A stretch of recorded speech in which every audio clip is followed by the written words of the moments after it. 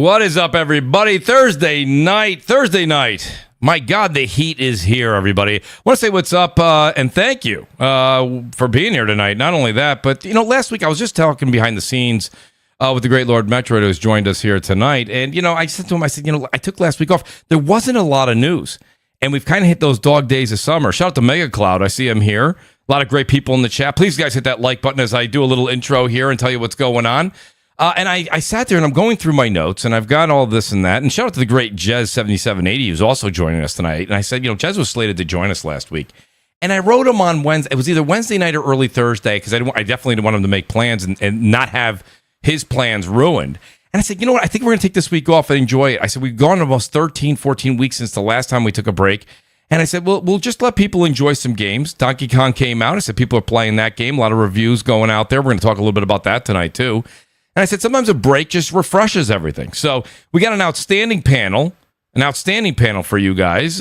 Great topics and a lot to discuss. So all you guys out there, and I did put a poll up there if you guys are kind of joining the show right now.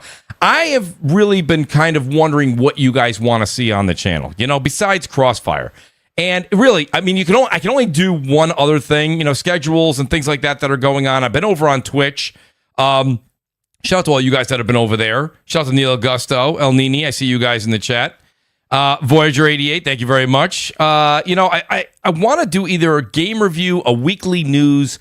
When I say game streaming, it'll probably be on Twitch, and then I'll put some of the VODs over here on this channel as well, because I know everybody doesn't make their way to Twitch. I wish you guys would all make your way over to Twitch. It's the same name over there, Mooch TV, M00CHTV. Drop the O's for zeros. And but a lot of you have come over and followed, which I do appreciate. In the hundreds, by the way. Fantastic for Twitch. Outstanding, to be honest with you. So, let me know what you guys are thinking. What is it that you kind of want as far as fun, entertainment, something that you would get from Mooch? A little commentating, a little this, a little that. I'm really interested to see what you guys think. That being said, what an outstanding panel here. I'll go right down in order here. The great Jez7780 is with us. Jez, I appreciate you being here this week, more than even usual, because last week we were slated to do a show, and I said, Jez, listen, not a lot going on. You go, Mooch, say no more, not a problem. I said, can you do next week? You said, I'll be there. Jez, great to have you back on the show. A lot to talk about, and you, of all people, your channel's on fire right now. I don't know how you're doing 6 or 7 days a week, but you're doing it. But Jez, great to have you back on the show, buddy. How you doing tonight? Hey, man, thank you so much. I really appreciate it. And I know it's I owe it. I was on a grindscation, and then I had to come back and had to give the grinders what they want and more of it. But yeah, it's been great, and I always love to be on the Crossfire. Thank you. We have awesome topics tonight, and yes. It was last week was kind of strange. It's right? been a wild time, man. It's been really strange stuff going on. Like it is just. Yeah, last week was a little like just of the same stuff. Like just it was more of the same stuff. Nothing really new. Nothing I even thought would spark the panel. You know what I mean, Jez? So I said, hey, you got to pick your week to take off here and there. And I said, that's one we'll take off. So, Jez, I do appreciate you being here. That means a lot. Ray Chi says, I want an RTX 5090 giveaway. That's on Death Singer's channel. That's unfortunately going to have to be on Death Singer. He's giving out 2 of them. The Death Singer, yes, he may be giving out 2 of those. Death Singer, speaking of that, so many people asking for a 5090, and I know you're such a giving person, Death Singer. Welcome to the show, buddy. How you doing tonight? Oh, I'm doing great. And if you want a 5090, go get yourself one. But I mean, hey, as 50 series owners, we kind of have to stick together. But it's always great to be here, Mooch. And taking last week off, understandable, because the news was basically non-existent. It was. It really was. So, yeah, it's great to be back. And I love you all, chat, in advance. Outstanding. Well put. Well, Ray Chi comes back and says if 5090 is too much, he'll take a 5080. Very kind of you, Ray. Thank you for that. Death Singer, great to have you. And thank you for agreeing with that. And God, we didn't even talk about this before the show. That it just not a lot of news. So I appreciate that the panel gets that too. The great Lord Metroid, by the way, he also says, hey, Mooch, listen, if you got space on the panel, I want to talk a little bit about Switch sales. He's a big Nintendo fan. He goes, I want to talk Switch sales and I want to talk Donkey Kong. I said, buddy, we're going to discuss that this evening. The great Lord Metroid's back. Lord Metroid, how you doing this evening, buddy? I am doing fantastic, Mooch. I'm glad to be here, with this great panel. And shout out to the chat. Always show up on Thursday night. And I'm ready, man. I'm ready to discuss, DK Bonanza, which is, in my opinion, potentially game of the year or contender. And yeah, I'm also going to talk about the Switch 2 sales, because you can't believe everything the critics online said, because most of the time there are FOS. Yes. If you know what I mean. Yep. it's very much so. The great Lord Metroid, everybody. Great to have the Mag on, by the way. Mag is joining us. Mag doesn't realize that I went straight to Canada after work and set all of his clocks back an hour. He has no idea. Mag, listen, great to have you here. I'm hoping to keep you as long as possible. Speaking of channels blowing up, I don't know how you're really doing it. I really don't. I tip my cap to you. I've been doing this a long time. You're doing content. You do a great podcast on Monday nights with Colt. And then all of a sudden, now you got all of these videos. I don't know how you're doing it. I don't know if you have more sand in the hourglass than I do, but it's great to have you with us, Mag. How you doing this evening? I'm doing awesome, man. We got some things to talk about tonight. And I got to tell you something. But before we even get started, Jez, I know you're here. And listen, you created a problem. And the problem is this. I listen to the Gaming Grindhouse, and I walk around my house because you play that soundbite so much. I walk around my house washing dishes, and I'm going, boxes in the name. Boxes in the name. Boxes in the name. I'm like, I'm in the bathroom brushing my teeth. Boxes in the name. I'm in the shower. Boxes in the name. I'm like, God damn it, Jez. Yeah. Every time he plays that clip, I start pissing my pants laughing. And the more he does it, the funnier it gets. And now it's like it's permeated into my skull. But anyways, we're not here to talk about that. We're here to talk about some stuff. Yeah, man, that's cool. Man. I can't even spell. You know what? I spell box now. BAWX. Exactly. Box in the name. Box. Yeah. So, listen, we got half a topic to get to tonight, so let's get into it, folks. We got a lot to talk about. That's great, Mag. And speaking of that, another great gentleman joins us tonight. The Wise Old Gamer. You guys know him. He's not shy at all on the microphone. Wise, great to have you here, buddy. I wasn't sure if you're going to make the beginning of the show since we talked just about half an hour, 45 minutes ago. Maybe it was an hour ago now. I don't have the clock in front of me right now, but great to have the Wise Old Gamer with us. Wise, you're muted. I'm not sure if maybe you stepped away. There's Wise right now. Wise, great to have you, buddy. How you doing? I'm doing well. Thank you for having me on tonight. Yeah, so a little bit of full disclosure. Yeah, I'm sort of using your podcast to piggyback off my podcast because I've not done shit this entire week to get ready for tomorrow's podcast. So I'm just going to use yours. So there you go. I'm cheating. So, buddy, by all means. You're going to be my chat GPT. That is fine. That's fine. Well, the great Nib can't make it tonight, so I will stand in as that. Nib GPT is not able to make it. Shout out to Nib. Nib's doing some traveling, so hopefully we get Nib back for next week. I hope he safe travels. Also, the great Crap Gamer. He may be joining us. I'm not sure. I spoke to him around 4 o'clock here in New York time. He's down in Florida, as you guys know, and he says, listen, internet is spotty as hell tonight. I'm going to try and make the show. Hopefully he can join us later on if he gains internet access again. That being said, so let's go right to it here, guys. Please do hit that like button. Hit that subscribe button. Your name comes up in lights. Speaking of that, shout out to Azzurri. I appreciate that. That's the blue in Italian, also known as it's the Italian soccer team name as well, the Azzurri. So shout out to Azzurri. I appreciate you subscribing to the channel. Please don't be bashful, guys. Hit that button. Also, tweet it out, or as you want to say, post it out there. Let us know. Let everybody know that we are live here in New York on X and other social media sites. Mag, I got to go to you here, Mag. So we have a couple of things. This is like that question from old school. I have one question in 27 parts. The first one being basically the $80 mention of Outer Worlds. And, say what you will. I've always said that Obsidian's probably, to me, the gold star acquisition that they picked up as far as Microsoft's buys. But, even as great as they are, and I think their games are fantastic, I will say $80 for Outer Worlds 2, really risky. Microsoft, here's my question to you. Why do you think they stepped it back? Okay, they just announced it a short time ago. Now they're stepping it back. Is it because they didn't see pre-sales? Is it because they didn't see a bump going up? Because I think it was supposed to be reverse psychology, right, Mag? It was supposed to be, hey, nobody wants to pay $80 for a game. So what they'll do is they'll subscribe to Game Pass, and then they don't have to. And that's how we're going to get people to come over here. If we charge outrageously for the game, then they'll come over to the streaming service for $15 or $20 a month.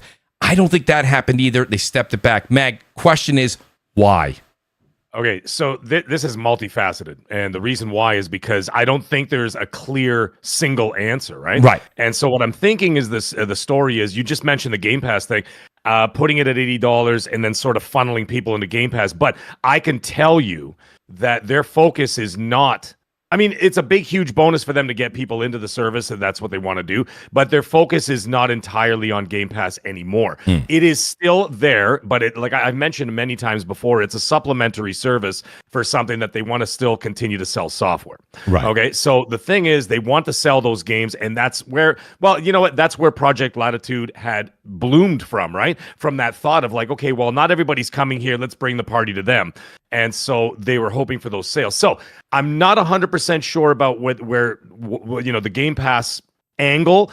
Now, in terms of pre-orders, that's a tricky one too. Now, the reason why it's kind of tricky is because really the pre-orders is going to be predominantly, I would imagine, PlayStation and some PC. And the reason for that is because when you've got the Xbox community specifically, most of the people, well, not most of the people, but a lot of the people, at least I know, and certainly about 30 million, let's say 30 million plus, maybe a little bit higher than that, 35, are on Game Pass. They will consume it there. Right. So I would imagine that pre-sales were probably not very prominent on that side of the fence.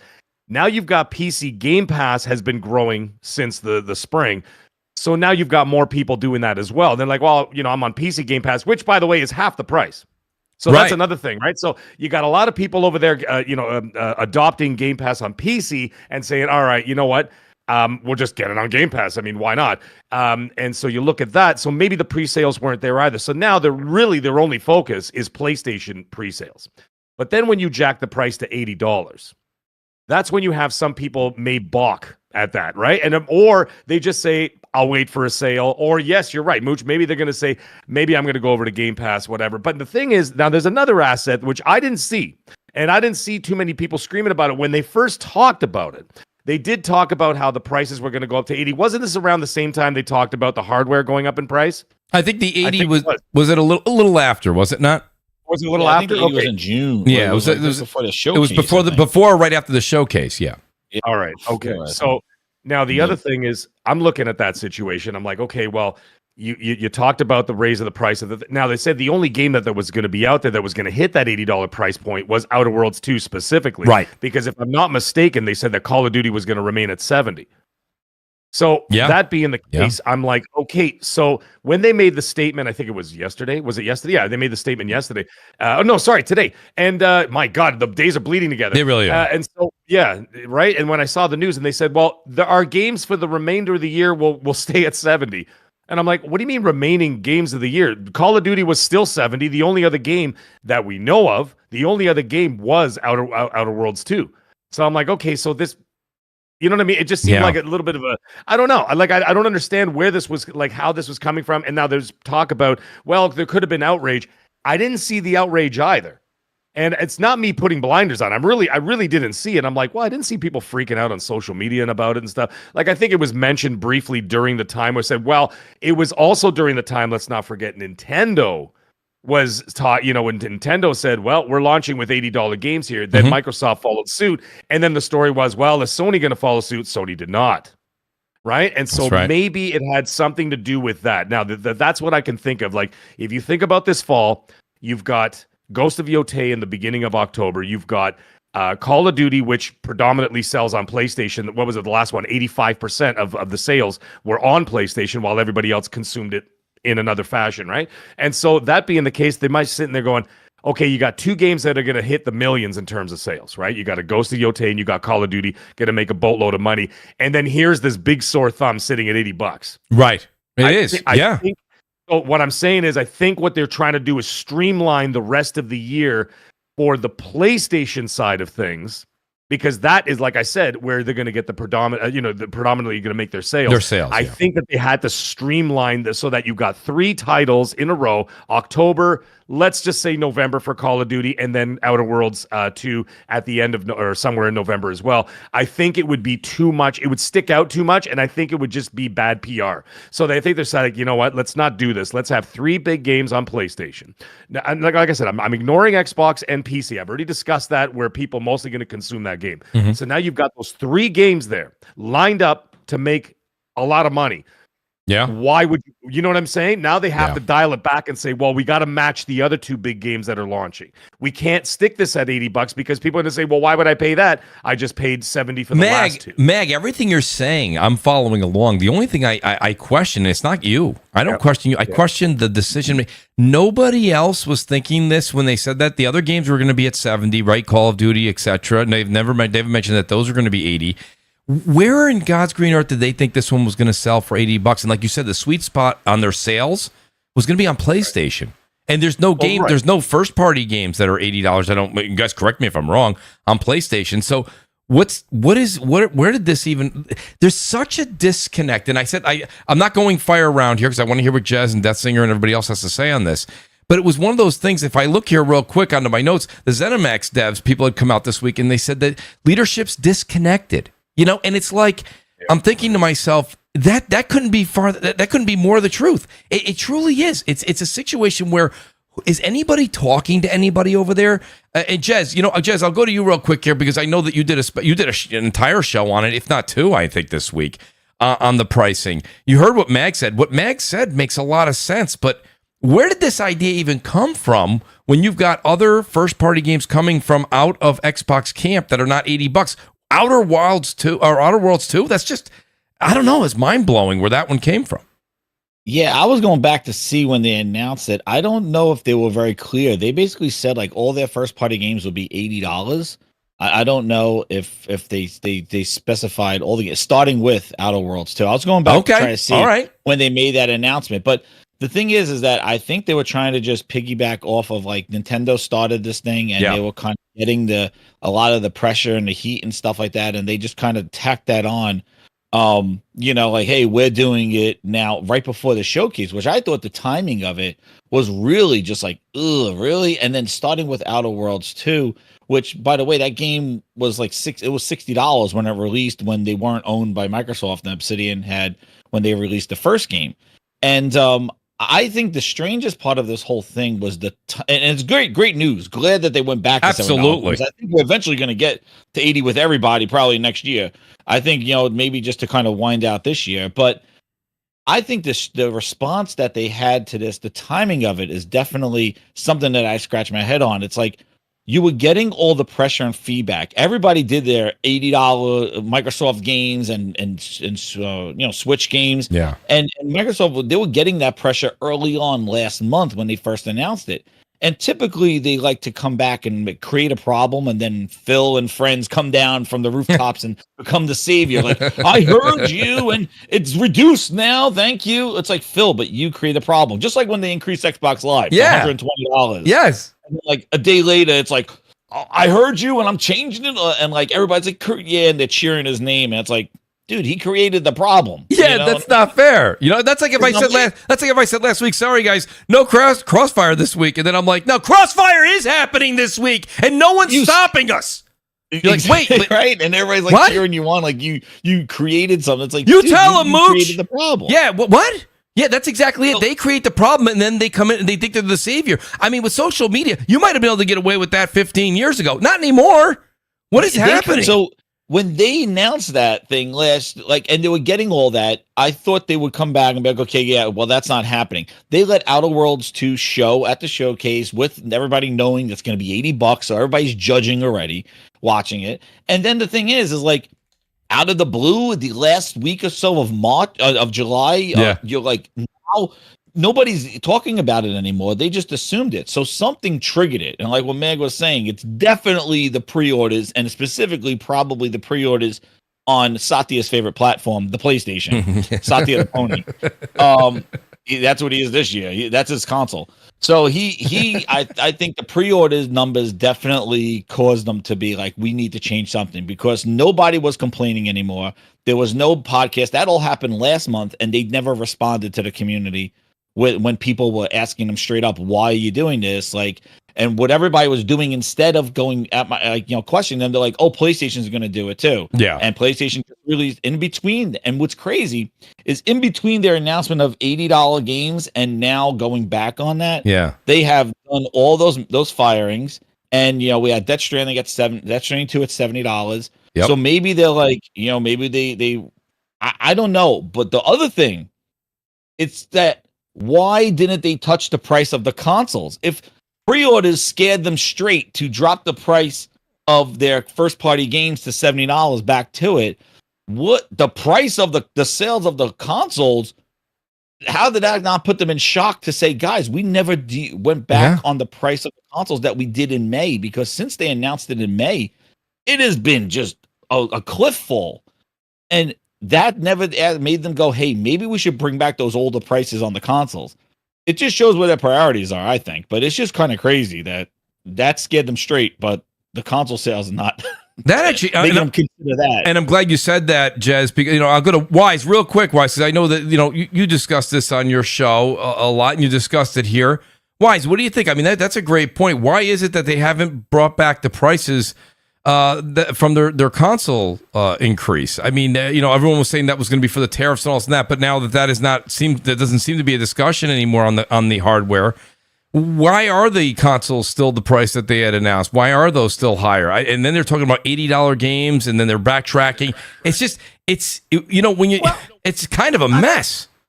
Yeah, it is. And to be honest with you, Microsoft, if they're guilty of one thing, they're guilty of a lot of things, but one thing they're definitely guilty of is being tone deaf, right? Expenses are going up. Things are not really improving much economically wise. People are really suffering. And they're going up, and they're announcing a game that has already been announced, and then they're saying, "Oh yeah, now it's $80 because DK was because Mario Kart was $80, so we think we can get $80 for this one just to wheel it back." Now here's the thing, and so Jez brought up a point. So why did they not do this with a console? Because I fundamentally believe Microsoft and console sales have parted ways a long time ago. They are not interested in consoles. If it sells, great. If it doesn't, great. It doesn't matter to them. So they're not really looking at, trying to move hardware as much. Now, when it comes to gaming, now this is where they've put all their eggs in this basket, where they have to now rely strictly on software sales. So now if this price came out at $80 and they're not making sales and no pre-order sell-throughs on PlayStation look like piss poor, then now this is affecting their bottom line. So of course, this is what they're wanting to sell, software. So if it's going to impinge on their sales, and if it's bringing it down for $10 is going to make it better sales, then so be it. But consoles, I don't think they're even worried about it. I don't think that they care either way, whether they sell 1 or 1,000 units of the console anymore. Okay, so you know what, and I think when we talk about the fact that they're selling their games across, Xbox, Steam, that's on PC, then it's also on PlayStation. I keep bringing this up because I wonder, Death Singer, I'll go to you because I know that you're actually, there was an article that I read this week that kind of gets into the whole, one of the reasons that subscription services may not be going the way that they originally thought, Death Singer, is the way that you consume your gaming media on subscription services. You've mentioned it on the air a number of times, which, by the way, I think from your own wallet is genius. It's brilliant. You'll get Ubisoft Plus or whatever it is. You'll play the game for the month and then you discontinue it. That's why I don't think we ever see these numbers skyrocket for Game Pass. Even if people do subscribe to it, they get it, they play the game, they cancel it. So now instead of paying Microsoft the $60, $70, future $80 for a title, sometimes people are paying $10, $15, $20 for that game, and then they cancel. So Death Singer, do you think that the way things are going here, can Microsoft really hold on to Game Pass for the long haul when it comes down to it? I mean, it looks like they're really catering to the sales on PlayStation these days. That's what Jez saying Satya is the number one fan of PlayStation these days. I mean, he's not necessarily wrong with that. They love the sales over there, and they haven't really even hit their stride yet as far as being that third-party publisher. Do you think that Game Pass not going up in subscription service numbers played a role? Their whole cat and mouse gotcha game didn't work? I think Game Pass will always be around because it's an avenue to access Xbox games. Plus, if you look on your TV, your whatnot, they give you Game Pass, right? So you can play all your games. So that Game Pass is their avenue to get people to play their games. So that'll always be around. So I'm not worried about that because that's just a way to access the games. Because you can't have like a whole console on your TV or whatever.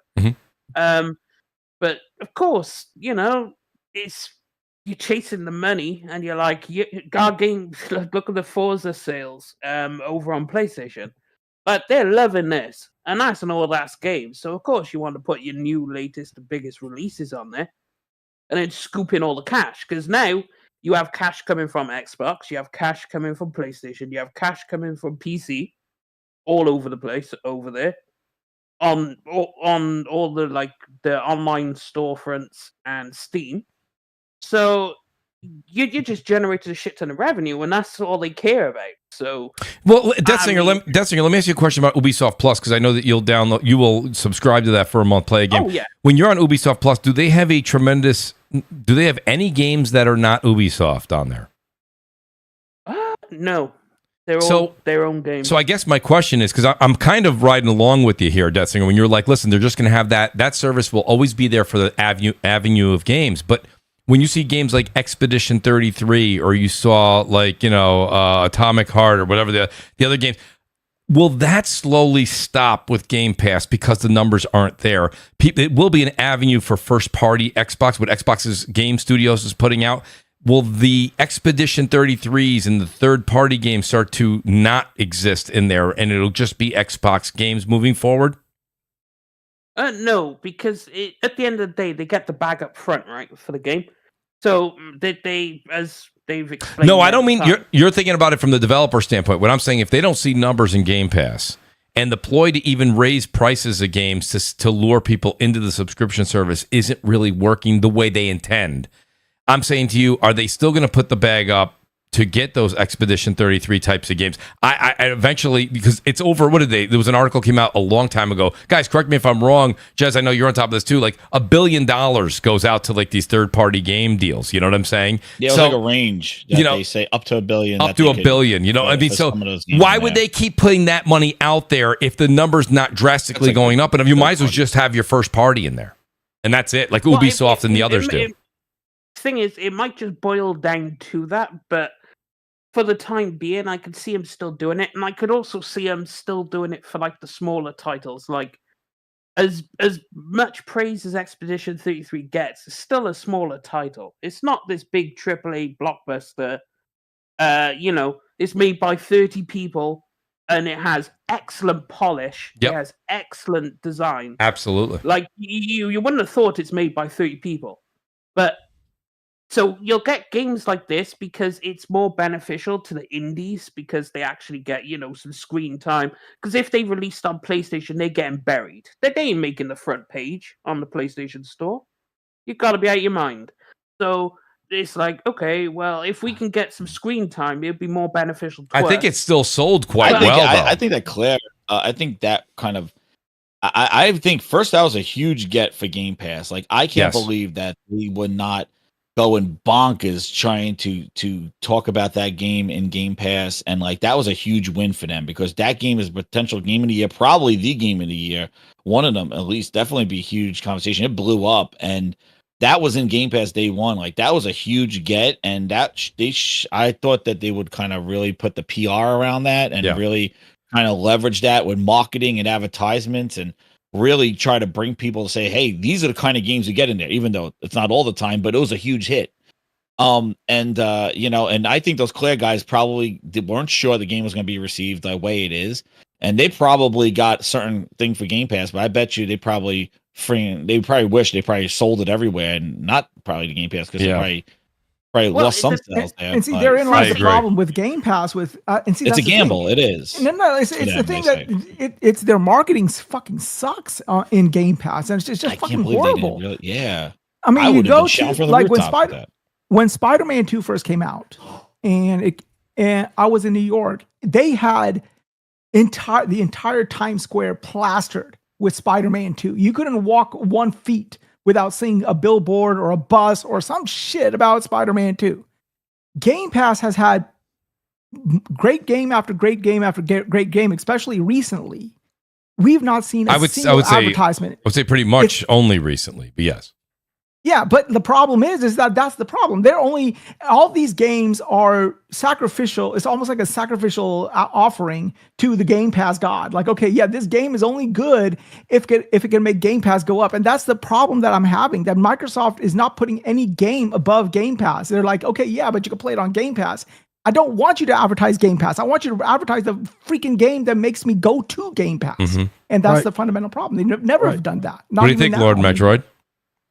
I think another factor that no one has mentioned is if you look at October. October is stacked. You have Ghost of Yote, right? You have Pokemon Legends ZA. I'm not a Pokemon fan. I don't play Pokemon games, but those games are huge, okay? And those games are going to sell like bonkers, right?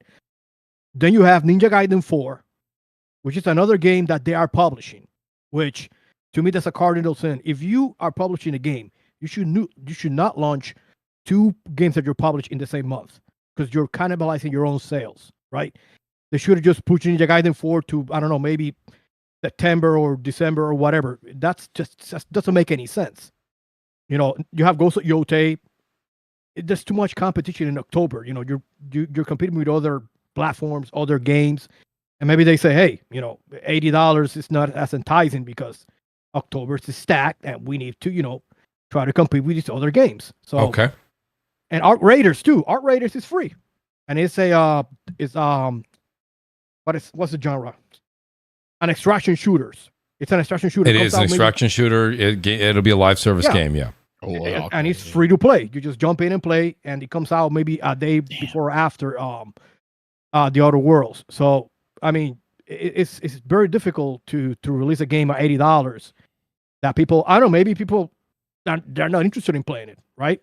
I never played the Outer Worlds 1. It looks interesting, and Obsidian is a great studio. So, but they say, hey, you know, let's drop the price. Maybe they don't feel confident enough that the game is worth 80, right? It's just it's a lot of factors going on, but I think October is stacked, and you know, you got Ninja Gaiden 4, you got Ghost of Yote, Our Raiders, Pokemon Legends. So you're Battlefield now. Battlefield as well. I mean, yeah, exactly. Well, I think Battlefield's right. We don't have that's not confirmed though, right, Jazz? That's I don't speculation and rumor. I'm seeing the 10th. October 10th is that's what I saw it, but I didn't see it. Maybe it's not real. I don't know if it was on the. I don't think they said it on the reveal. That's the rumored one. That's the rumored one. Yeah, October, yeah. Yeah, I think they're gonna confirm that or not when they do the multiplayer. They didn't confirm that yet. And next week. And that's another game too. Maybe they know. Maybe they know something we don't know, right? Maybe they say, "Hey, Battlefield's dropping in October. Hey, we got to do right." Sometimes you have to, you know. And Call of Duty's November with their own game that's going to Game Pass. So you got like Outer Worlds and then Call of Duty right after that. Because say what you say about Ninja Gaiden. Ninja Gaiden is still popular. Ninja Gaiden 4, and it looks amazing, right? Yeah, that's right. That's coming out later this year too. Yes. Yeah, it could be a potential, really good seller. So, and those kinds of games are popular. They're, like hack and slash, action games. They're very popular. So they say, hey, we have another game that we're publishing ourselves. Let's drop the price of, the Outer Worlds. Maybe without selling the Gaiden 4, maybe won't, right? Yeah, it's actually possible. But also go ahead. You guys go. The 80 is. Obviously, it was set by Microsoft. It wasn't set by Obsidian because even the director confirmed that. Right. We don't set the prices because I know Obsidian wouldn't do something as boneheaded as that. Like Obsidian has always, set their prices reasonable. Their game's always been reasonably priced. They've never really jumped the boat. And Microsoft thought, hey, we'll make this 80. And Obsidian's like, what the fuck are you doing? But we can't tell you that because you're our bosses next. Yeah, because the Outer Worlds one was 60.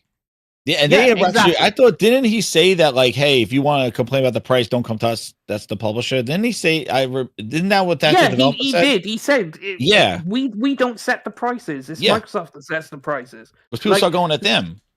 Yeah, and it's like it's not. I knew it's not Obsidian's fault because Obsidian wouldn't just jump out there like that, like a complete stupid dumbass. Developers don't set prices. It's always the publisher, and the publisher is Microsoft, right? So it's even above Phil's head at that point. right? So that's where it goes above. Now, I have a quick question for everybody. I thought of this while you guys were talking, and I'm thinking to myself, could this be like one of those Hollywood feelers? Like, when you've got like a big project or a big IP that's coming up in the next few years, and they say, oh, there's a big reboot of whatever, fill in the blank, and then they throw out an actor's name or an actress's name, and they're saying, yeah, they're being thought of or they're being talked to about a part, but they have no intention of actually hiring that person. They just put it out there to see what the public reaction is, or like there's that. But then the thing is, could that be a testing ground to see, let's see what the reaction is to Outer Worlds 2, almost like a sacrificial lamb, to see what would happen in the new year 2026 when you're talking about, your Fables and your whatever else and stuff, and that's where you could be charging your 80s for. Right? Because I would imagine at some point, that I can almost imagine GTA 6 is going to be $80. Right. Well, I want to say is I went from earlier when we were talking about when they announced it. I went back and looked, and it was all on the same day of May 1st. When they increased the prices of the consoles, they also put in there saying some of our new first-party games will launch at $79.99 beginning this holiday season. So it was on May 1st. Then, when we found out what the game was, the first game to be 80 was at the showcase when they said Outer Worlds 2. So it's been from May 1st they've been doing it. So they have plenty of time to kind of like prepare how they're going to roll and do this. And they just, sure. But I'm spitballing ideas, but the problem is when you've got and trust me, I know, and I know, so you guys know too, who work for big corporations, there is a disconnect when it comes to communication, and it's unbelievable. Like even within your own building, never mind like the people working in like Kentucky and this and that or whatever, and all these other places that I have to deal with. The disconnect in communication is unbelievable, right? So what ends up happening is that they at the top they make a decision, and people even down the chain don't even know what that decision is being made. They find out sometimes the same time as us, right? As the consumer, and then we're like, well, what is this?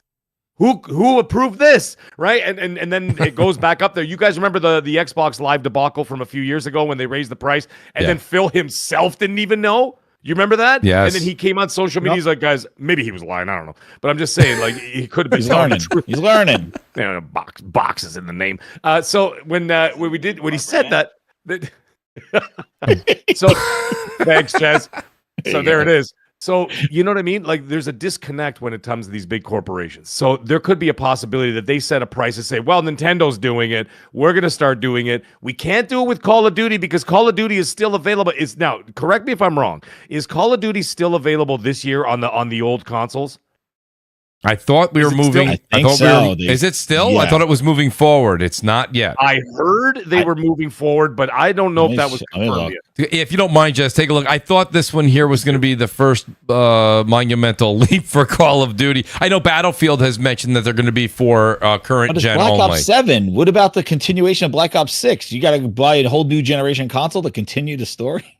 Right. Well, that's a whole nother conversation. That's a good point. I'm not sure.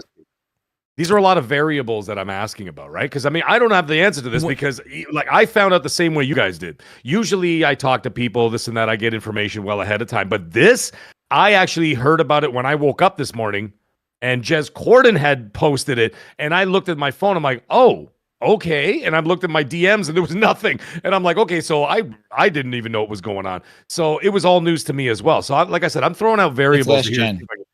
It is last gen. Well, there you go. This year's coming out. The 7, right? We're at the 7. Yeah, 7 is be PS4 and Xbox. We're at the 7. Oh wow. Okay. You're not going to throw away. I'll tell you this right now. Yeah, that's the reason why. Not going to throw away 65 million consoles because it's the same as when you got the PS4. We got like 100. Yeah, it's playing with fire. You're not messing with that price. That's not going to happen. Yeah.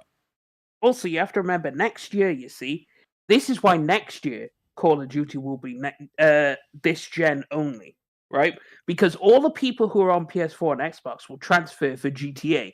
Now those people are now on the new consoles. No, only if it's 60, and I bet see.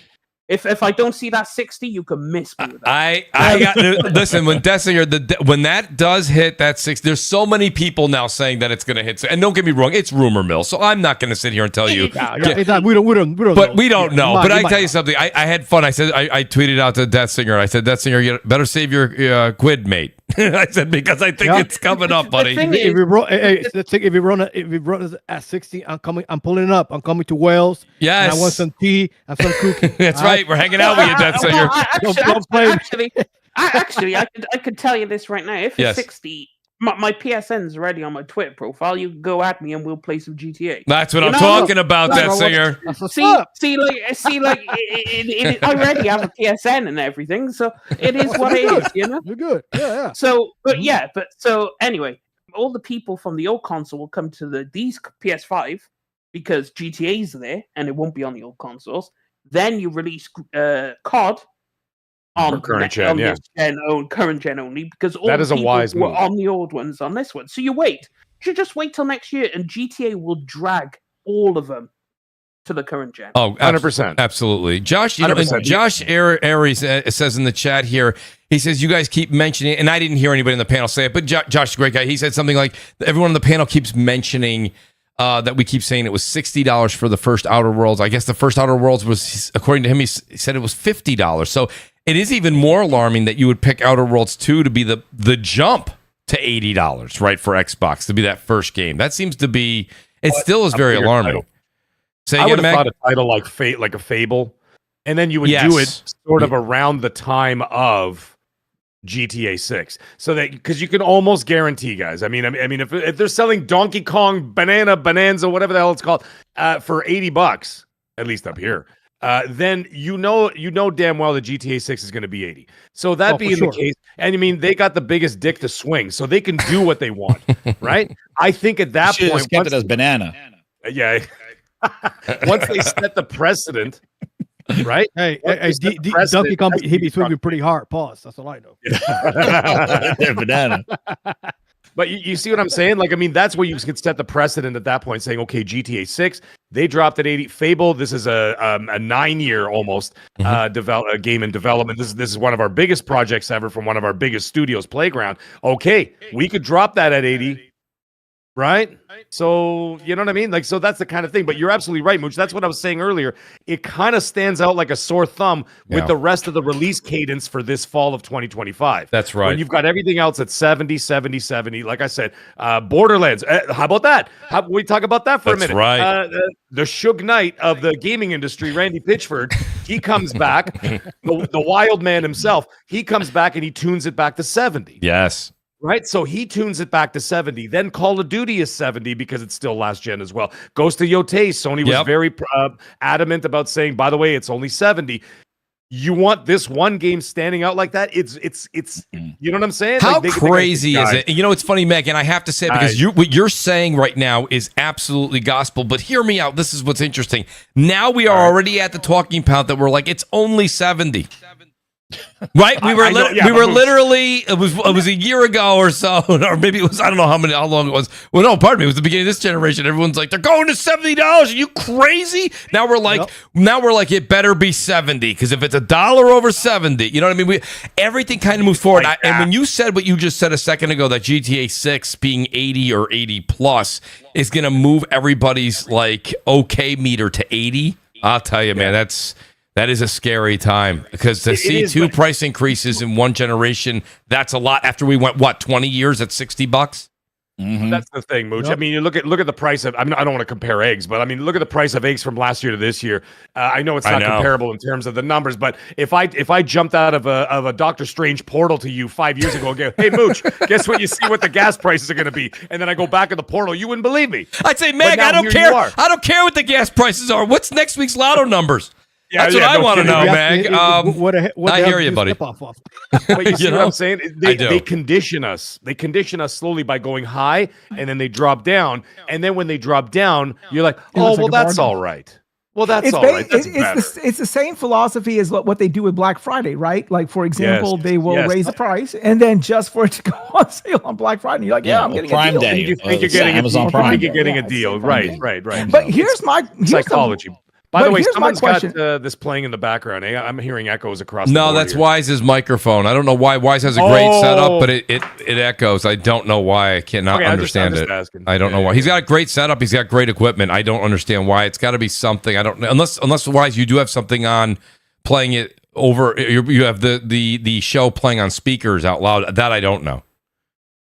Okay, let me check. I don't have anything open. So I just hear myself saying the same thing twice. I feel like Johnny two times from Goodfellas. Yeah, I'm like, yeah, what's yeah. going on here? Jimmy two times. Yeah, absolutely. Fantastic. Great reference, by the way. You gotta get the papers. The papers. I'll be right Gotta back. get the papers. So, you know, did somebody have? If someone doesn't, I want to ask Mag, and it's not a gotcha moment. It's not anything like that. I genuinely, me and Mag were talking behind the scenes earlier this week. Mag, there's also something going on, and I'm actually asking because I'm not lying to you. I'm curious. I'm curious. I don't even have a rebuttal. What is going on now? I know Helldivers 2 is going over to Xbox. I really do feel that, you know, everyone's like, well, that's Sony's decision. I got it, and I believe you. I believe you. But I do think at the end of the day, yeah, see, Wise, when I talk, your Discord circle lights up. It's something's going on between when anyone talks on the show, it comes through as an echo on your side. I don't know why. That's interesting. Or how about mute the mic? See if or that just helps. mute the mic, Wise. Yeah, when you're not talking, I know that's annoying, but it does work. I was gonna say, I know Helldivers is coming over, and I understand. So live service games, they need more people, this and that. A lot of people in the Xbox camp, Mag, think that because Helldivers 2 is coming over, that all of a sudden The Last of Us and Spider-Man and God of War. I mean, the thing about it is this isn't about what your favorite console is or where you play your games. It's realistically, hey, Wise, can you mute that mic real quick? Now it's worse than before. Thank you, Wise. I appreciate that. Oh, no, he didn't mute it. He's probably I don't trying. think he's there. I don't think he's there either. I think he's trying to figure out the problem. Oh, hold on. Well, so, Wise, are you here? I'm going to mute Wise real quick, and then we'll get back to Wise in a second. All right, there we go. My question to you is that we've learned already by kind of the hard way, right? That if you're going to have a premium console, if you're going to have people dedicated to a certain ecosystem, we saw what Microsoft did with putting their games everywhere. No one's buying the console anymore. It continues month after month, drop. And it's not the price increase, trust me. It's just not selling anymore, but that's okay. Microsoft has different intentions. This isn't about going after Microsoft with that. Why would Sony put all of their first-party games on an Xbox, a dedicated Xbox, not an Asus ROG Ally Xbox, not you know what I'm saying, not a Steam box? Right. Why would they put it on a dedicated Xbox when we've already seen the proof in the pudding that would absolutely not destroy necessarily, but it would hurt PlayStation, Nintendo, anybody that decided to do that when you're talking about the entire library of first party. Sure, a game here or there for multiplayer or games as a service, that's fine, I guess. I don't think they're going to do it for many of them. Maybe you may see, maybe you want to go, come on, Mooch, give me one other one. Fair Game. If that game from Fair Games even comes out, comes, that may at some point, I don't know. I don't even think that thing gets greenlit, to be honest with you. I don't think that thing sees the light of day personally, but maybe it will. Where is this sentiment coming from, Meg? Because I don't see how that works in today's world when we've already seen that system, that it clearly doesn't work. It destroys the platform. It doesn't enhance the platform. So Colt and I talked about this for about 45 minutes on Monday. And we had a long discussion about it. And it was a pretty impassioned discussion, not only with us, but even like with the chat too, because the chat was kind of like back and forth with it, and they didn't know where it was going to go, and like who's saying what, who's saying this.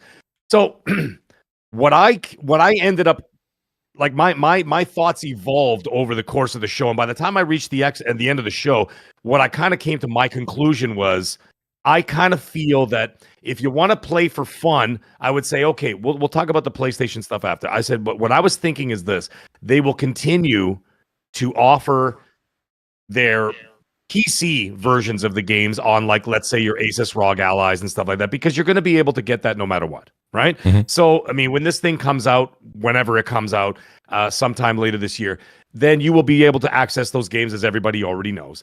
And so they would continue to do that. So by doing that in an indirect way, what they're doing is that you're not actually interrupting, let's say, the PlayStation 5, let's say going into the PlayStation 6's release cadence when it comes to their first-party games, right? So, for example, Spider-Man 3, okay, or whatever, Wolverine, okay, you're not getting Wolverine day one on PC, right? So that being the case, What's going to happen is it might be a year, might be 2, might be 6 months, whatever it ends up being. You're not going to be able to get it there because their focus is still going to be on the console. They've said it over and over. Now, Yes. I know that there have been some other things that Totoki has said about being able to branch out into That's other right. avenues. He did say that. However, he also did say at the same time that the console is their primary focus. That's the focus. So, right. So that being the case, what's going to end up happening is what I'm thinking is going to happen. They're going to release on the console, right? You're going to sell those consoles. You're going to get people in there. They're going to get eyeballs on the stores, which is their number one focus for all these companies. So what they're going to do is that then when you move it off to PC, let's say a year later, maybe even 2 years later, then whoever's got those third-party Xbox peripherals will be able to access that through the Steam store. That's right. So in an indirect way, you will be getting that. But I did also say on XNC before somebody clips me, is that I did say on the show is that you know who you are. Yes, we do. If you're thinking that you're going to get those games anywhere on day one, or you're going to get those games directly on a dedicated Xbox console, it's never going to happen. I don't see Not it either. a chance in hell. I don't see it without hurting now, your own brand. I just don't see it. Here's the thing. There is a possibility. Let's just say, for argument's sake, I do not have the details as of yet. But let's say this next box is in the name, is that underneath the TV box, an actual Xbox, but it's going to be, let's say it has this like side-loaded Steam thing, whatever the hell it is, running off of Windows 11. Yeah.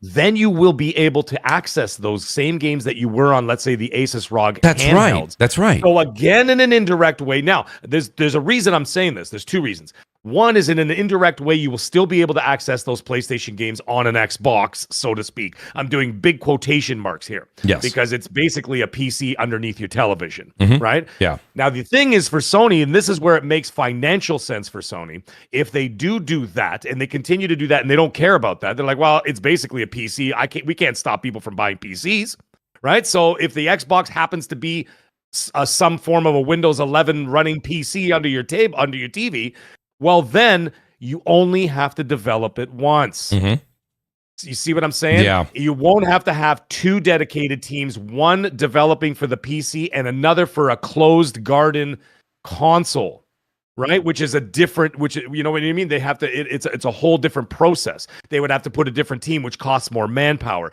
But if you just develop it for your Windows 11 PC, whatever the hell you're going to do, they only have to develop it once for PC and it will be able to play on that box. So I think that you will see that in the future if indeed Xbox has this PC, whatever the hell box thing, right? That being the case, then I don't think you will see those games until that product hits the market. So until then, you're not going to see, I don't think you're going to see Ellie running around on a Series X, is what I'm getting at. Right. And So this is the thing, and I know that it's a play on words, but you said it, Mag. At that point, if you're logging into a Steam account, just because there's an Xbox sticker on the box, that's not it's a Steam box. You're playing on Steam. You're not playing the game. Yes, you're accessing it through Steam is what I was getting. You're accessing it through Steam. Which, by the way, Steam tried this a long time ago. They did a Steam. Now, Steam is much more popular even in the console world. Now, you see a lot of people who have consoles have PCs. Shout out to Death Singer. But my point being is that's not really a gotcha moment. That's been there. That's been there. I don't. That's what I'm saying. It's already there. Why? And it's like I can't wait to play this game. It's like you can't. I saw a poll out there a week or 2 ago. Which game do you want to have come out there? And it was like The Last of Us, Spider-Man. And I'm thinking to myself, Last of Us came out in 2012? I mean, I don't even know, or 2013. Like that's who of the 35 million? Let's say it was even coming to the current Xbox Series X, which it's not. Who of the 30 million, 35 million hasn't played that? The other thing I was saying to Death Singer, we were going back and forth. Shout out to Death Singer who's here tonight. I said, Death Singer, a lot of times when you're talking about this, I said a lot of the Xbox guys. I listen. A lot of the Xbox guys that I'm friends with, they have PlayStations as well. Not a lot of the PlayStation guys all have Xboxes. They didn't really, do you see what I'm saying? So it's not like that's a lot of the Xbox guys that wanted to play Last of Us. They've played it. They liked it or didn't, and they moved on. So I don't see where this This like, well, I'm just waiting for Xbox to get the PlayStation games, and I'm like, I don't even see where this is a talking point.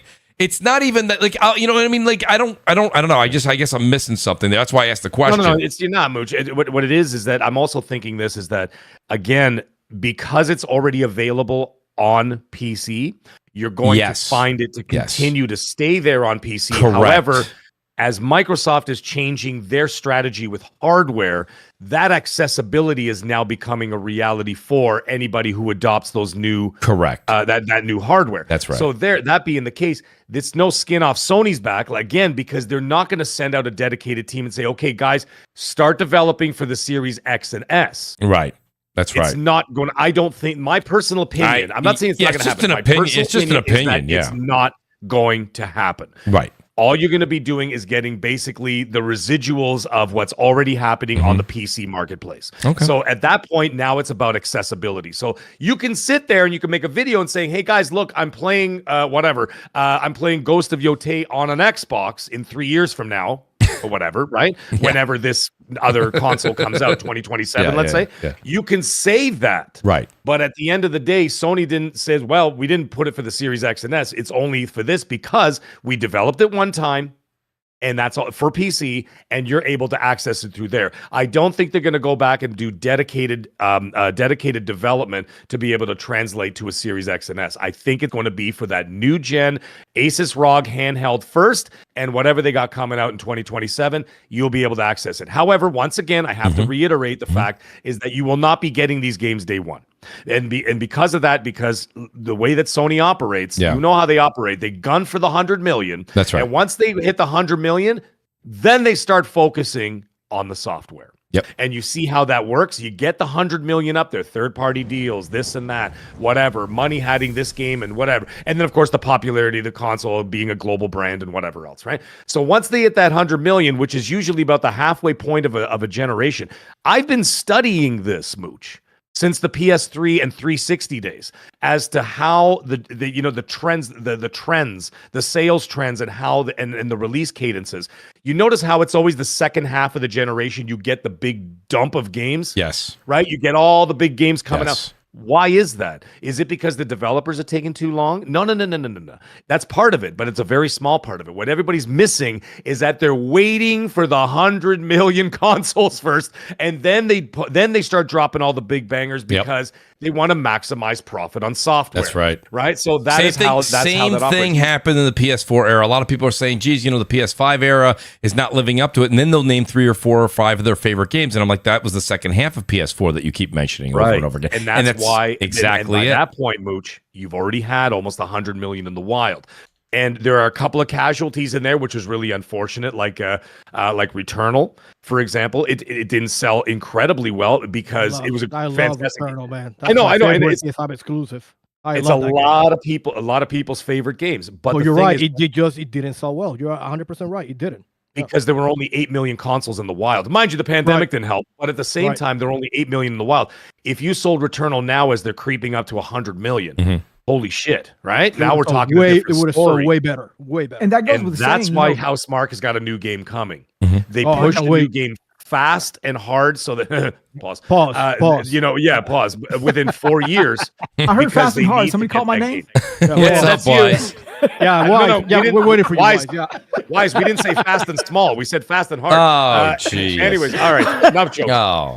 Anyway, that's my thought. No, that's fine. That's just where I think so I'm glad you put. That's the only thing that makes sense. I'm glad you put it out there, but to be honest with you, that's the answer. That is the answer. If you're going to be playing on a Xbox, it's not a dedicated Xbox, but an Asus ROG Ally, or what I'm just calling a future Steam box with an Xbox logo on it, and you're tapping into your Steam account and you're playing Last of Us or Ghost of Yotei in 2.5 years. Yeah, you're playing. But that's like if I built you a PC, Mag, and I put a Mooch sticker on it, and I'm like, you're playing it on the Mooch box. Then you're playing it on my. Come on, what are we talking about? You're logging into Steam. It doesn't really matter what the sticker is at that point. I just don't understand that. Not just that, but I mean, why would you not just go out? People say it all the time. Just go get a PlayStation or just go get an Xbox. Like, if there's a game on Xbox that's only on Xbox, just go get an Xbox. Or I see people say, I don't want to play it. Then don't.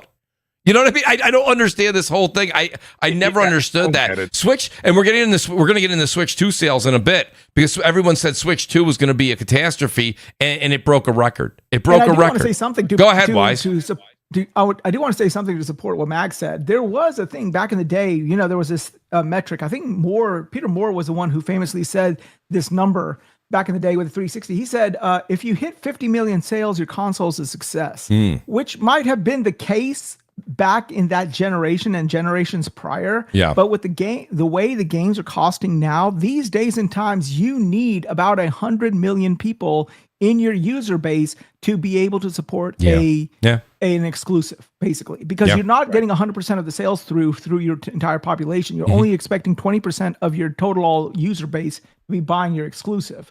But and that's why they're waiting. That's a great point. Well, I think he said the first to 10 million will be first to 10 million wins the generation. He said wins the generation. Yeah, and one of the big things back then was getting to be the console for the development. Like the developers use it's penetration. Pause. That's what it is. It's basically how many consoles you have out there. The developers are gonna prioritize the ones that are out there because that's more potential places for them to sell. So they want to be the console for lead development. I remember that was like their big thing during the Peter Moore era. Like, for anything. You see it now. Our resources. And now they say what the marketing I forgot what the term now that everybody's like the marketing thing. Like basically the market's dictating where they're going to prioritize releasing their games or developing their games and putting their resources in. And that's why you're seeing some games skip or change or reprioritize and stuff like that. So not only that, but if the company doesn't really need the Game Pass paycheck, companies are looking at, these developers are looking at how Microsoft is handling their own marketing for their own stuff. And let's be honest, it's tone deaf. How in the fuck are you going to come out and say that your game is $80? Are you saying that the Outer Worlds 2 is going to be equally as strong as Mario Kart World? Like it's a tone deaf thing. It was right. Well, I brought this up on my other show. The first game that they released when they were talking about $70 games, when they went from 60 to 70, was Redfall. That was the first game that was $70. I mean, it was Redfall, Starfield, and Forza Motorsport. That was the year of 70. Not all is well in Denmark because, come on, everyone here is on a panel on podcasting and everything. Say if all of you guys were CEOs of Xbox, there is no fucking way anyone here on this panel would have let the Halo Infinite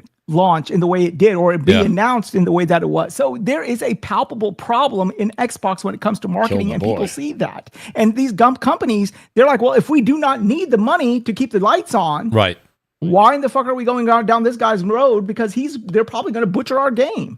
I mean, you look at, for example, Suikoden. You guys are not RPG fans. I'm a huge RPG fan. Okay, I love Suikoden, PS1. Yeah, Suikoden 1 and 2. We know the developer made Suikoden, basically the spiritual successor to Suikoden, on Game Pass. And it was a phenomenal game. But nobody bought it. And I'm like, what the fuck? Because nobody had advertised it. That's what I'm saying. It's like Uden Chronicles, Uden Chronicles, and they got no fucking buzz on it. But like if you talk to people in the RPG spectrum, they're like all over the place with that thing because it is basically Suikoden. So this is the fundamental problem. They do not know what they are doing. They do not know what they have. They're tone deaf. Here's another point. And first, let me just say, shout out to Mash. Mash, thank you so much for that. Remember to hit that like button. Guys, please do hit that like button. Mash, thanks for the 20 gifted memberships to the channel. Everybody, thank you so much. By the way, I just want to let Brian East and Bathy J know I am going to get to your super chats. Mash, thanks again. That's outstanding. Good to see you here. I know Mash works a lot of times on Thursdays, and when we're used to do it on Friday nights, so he always joins when he can. Mash, thank you so much. But, here's my question to Mag again. I'm only going to Mag on this one because we were talking behind the scenes, but Jazz, Lord Metroid, Deathsinger, please do chime in. Here's my other thought when I'm thinking about just the business side of it from Sony's angle. So Final Fantasy 16. Okay, I guess, and shout out to Nib. Nib. I think his tweet blew up. It absolutely blew up. Everybody, a lot of people were agreeing with him. A lot of people were arguing with him. But hear me out. He's like, Final Fantasy 16 was number 4 on the Xbox most sold list, right, or whatever it was, most sold or most played list. And however, it didn't chart on Circana for the month of June. And my point being here is that's a game that was coveted. It's not even old. It's not The Last of Us. It's not God of War. It's not a game from 2018. It's not a PS4 game. This was a game that Final Fantasy 16 came out this generation. Xbox fans said they wanted it. The point of the matter is even though it showed up as number 4 on the most sold list, it didn't chart. So my point is, if you're Sony and you're going to take time and money and resources to put your first party games over there, you want to see dividends. You want to see big payoff. And I don't think they would see it. I don't think they're buying the games over there. I just don't. I think it's either got to be on Game Pass or maybe when it goes on sale. Why would that time, money, and effort go into that when even Final Fantasy 16, I wasn't expecting to see Final Fantasy 16 chart on Circana to number 1 or 2, but I would have thought it would have made the top 20 now that it went on to Xbox. You have 30 million consoles, 35 million consoles out there, right? Everybody said that they wanted it.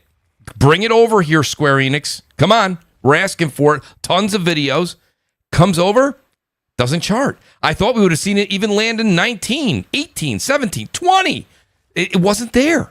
So that's my Meg. I mean, that's where I'm going with this now, just from the business sense of it, to put the time and money and energy into bringing those games over. That's why I think the only logical way you'll ever play a PlayStation game that's first party, like that's Sony Santa Monica or something like that, would be if you're playing it on a Steam box that is a collaboration with Xbox.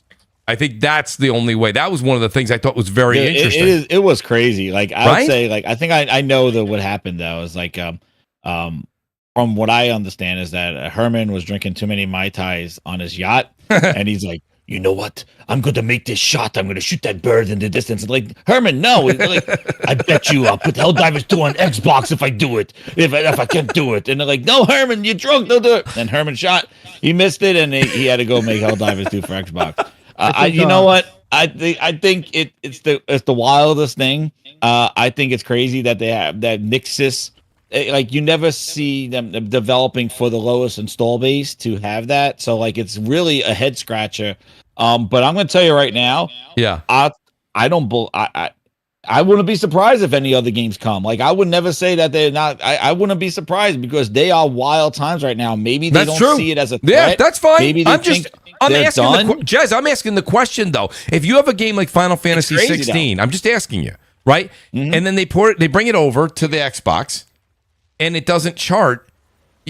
What was the gentleman's name from Moon Studios? The one that's a whole nother thing. No Rest for the Wicked, and that's a conversation, right? But he said when he was talking to the Xbox fans, he said, "Guys, you don't realize that takes a lot of time, money, and effort to do that platform." And I don't think he was referring to it. So I'm paraphrasing. I'm not quoting the man at all. I'm just saying that's a lot of time, money, and effort that has to go into that. And if sales are showing that they're not, if Final Fantasy 16's not roping in big money. Are these other teams going to do that? That's the thing. It's like I don't think Sony would do it. I don't. Well, they did it. That's the craziest thing. They did it. Like they took Nixus's time and said, "You gonna develop on how much to make Helldivers we'll never listen on an S? Jazz will Mooch, never on a Series S. Jazz, they couldn't even like it looked Jazz blurry will when never, they were watching on PS5. Jazz will never know. We'll never know. But I'm telling you right now that I'm telling you, Herman was drunk. No, my thought that there was a solid push. And want this from this game to be on from the developers of Helldivers 2. I think that they really want their game everywhere. They want it. That's because think about it. Go ahead and look on Twitch right now. Go ahead and look no one's really playing Helldivers 2. Like so you want to put that game out there. You need players. They're like put this game out there. Put this game out there. Sony had to agree to it because they are the publisher. So I agree with you, Jez. It's their IP. It's their IP, but like the game is basically they've had how many DLC now? How many new sets in the what do they have there? What are they called? The Liberation, whatever it is. That they have all those different packs out. They've had so many of those out. The game is just it's not generating like it used to. So but it was still a successful title. It's still kind of in air quotes a household name. I think they're like, let's just throw this thing at the wall and see if it sticks for a little bit longer, get a couple extra bucks off of it. Because there's just no. I've been watching ever since the announcement. I've been watching, and Twitch is not necessarily your best go-to, right? But no one's streaming it and no one's watching it. the thing is with this is just my opinion. Anyone can disagree. That's fine. I just don't think that Final Fantasy as a series is synonymous with Xbox. Right?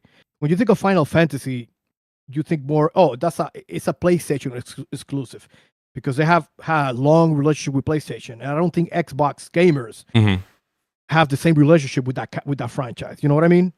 So I think that's why Final Fantasy 16 didn't do well on the Xbox. So rolling with your same logic, though, Lord Metroid, do you think that people think that God of War is associated with Xbox?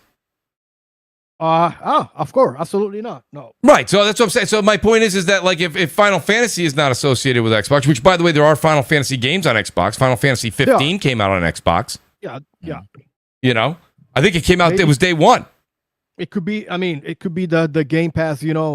Also people don't want. Not sure if it was day one. Actually, was Final Fantasy 15 day one? That singer. Do you remember that? Yeah, Final Fantasy. I thought it was day one. That was day one. It was as well. Yeah. Yeah. 13. Yeah, all of them pretty much. That was a big push. I remember that E3 announcement. Yeah, that was a big push. But nonetheless, that was just one more thing. I said exactly. I said to Megan, but, but you have to remember back then there weren't as many free games as today. You know what I mean? Yeah. There's so many options free to play games. That's getting a lot of attention for gamers, regardless of what platform it is. That could be a factor too.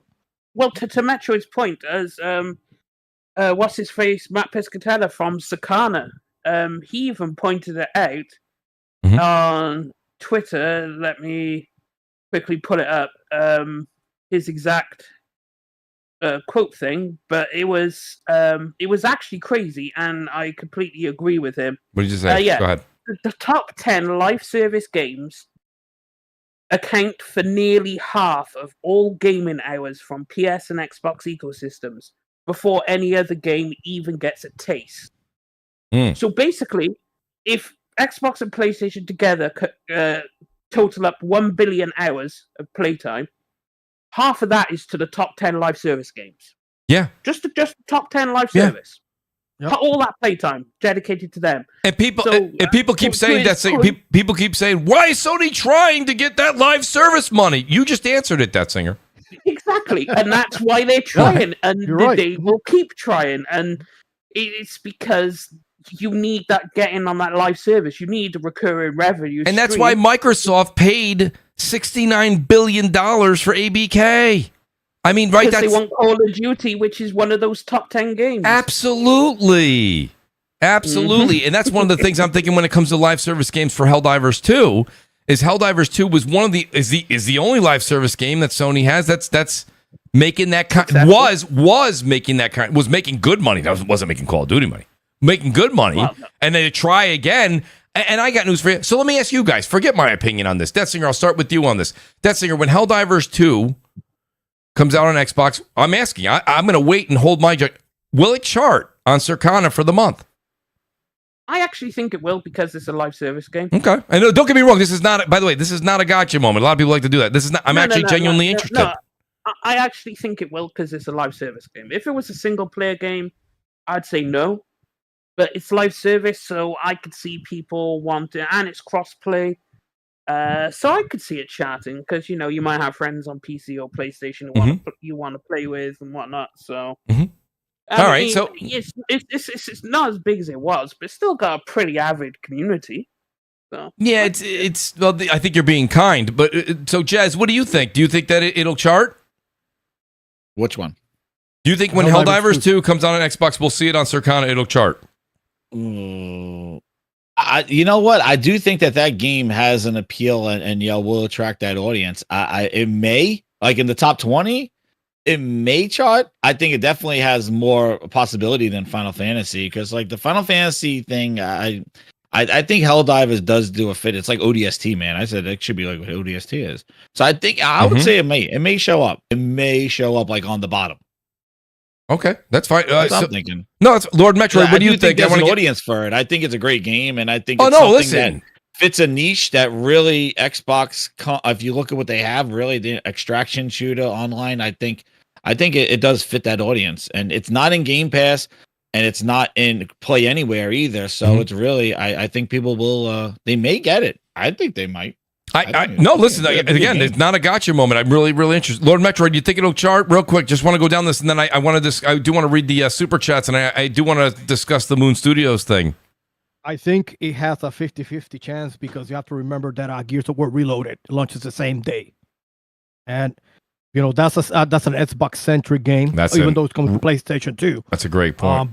You have to remember Gears of War Reloaded is launching the same day, so it's going to have some competition. I personally think it won't chart because it's $40, and again, the Game Pass, there's Game Pass, right? You have to consider. Thank you for bringing that up, Lord Metroid, because that is a discussion point. And I love Helldivers. I think it's worth the 40, and it's also a good alternative to Gears because it's PvE, right? Mm. But you also have to consider that again, Gears of War Reloaded launches the same day. Mm-hmm. And there might be an audience on Xbox that they'd rather play that than play Helldivers 2 because it's $40, right? And a lot of Xbox gamers are getting done. Well, that's it. You guys are talking about everybody wanting to jump. And don't get me wrong, I think everyone made a good point. Lord Metroid, yours kind of trumps that in a sense because the deal about it is that people on Xbox that have Ultimate Edition are getting this game for free. This updated, I'm one of them. They're getting Gears Reloaded. They send me a message. Yo, you got the Reloaded for free. I love Gears. They're getting it for free. This is the reason that I bought a 360. And people who have, I believe, Ultimate Edition are also getting that. So my point is so now you have a lot of PlayStation guys are going to be buying. I think they're going to buy a lot of PlayStation people are going to be buying Gears Reloaded. That's going to be your multiplayer game right there. Now all of a sudden 2 weeks goes by, all the hype for Helldivers goes out the window. I don't know. We'll see. I really do. Meg, what do you think, Meg, when it comes down to it?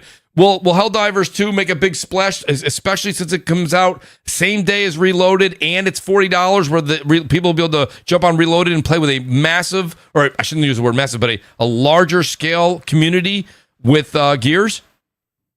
Yeah, that's the thing. Lord Metroid said it right.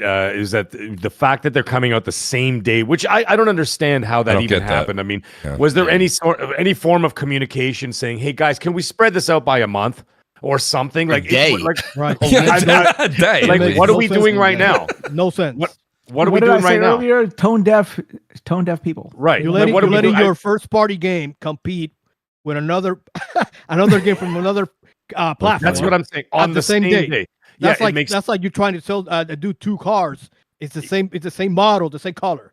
It doesn't make any sense. It makes no sense. So, like right now, they got on Game Pass? You got Wu Chang Fallen Feathers came out today, right? That's right. So you've got that game today. Well, you know what? In a week from now, you got July 31st or whatever, July 30th. You could do that. You could drop it then, and then that gives you a month window. Mm-hmm. So a month window for some of these games, you'd be able to build some momentum. But having it on the same day where you offer one that's at $40 US dollars, and then of course you've got Gears of War on Game Pass, and the people who had purchased it before, the old the Gears heads from way back in the day. Again, I'm like one of them as well. I got it for free for Xbox. Yep. And then I also got it for I bought it for PlayStation as well, so I could play with my wife has it. Absolutely. So we're doing all that. So, but the thing is, I think that's going to hurt it a little bit.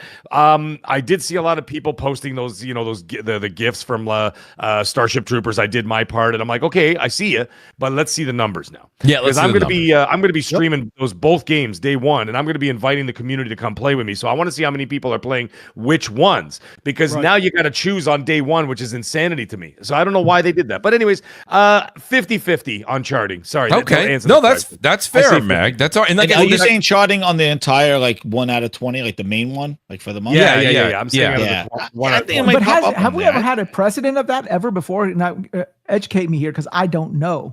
Have we ever had a game on one console be a timed exclusive, go to another console, and it chart on Circana after that? I don't think that's a thing, especially if it's going to come on Game Pass. I think Jackie Jones, it's a non-issue. I don't think it's. Wasn't Jackie Jones, Indiana Jones charted when it released on PlayStation, right? I think it might have. Yes. Yeah. It might have done. I think you're right, Jason. It might have done. Yeah.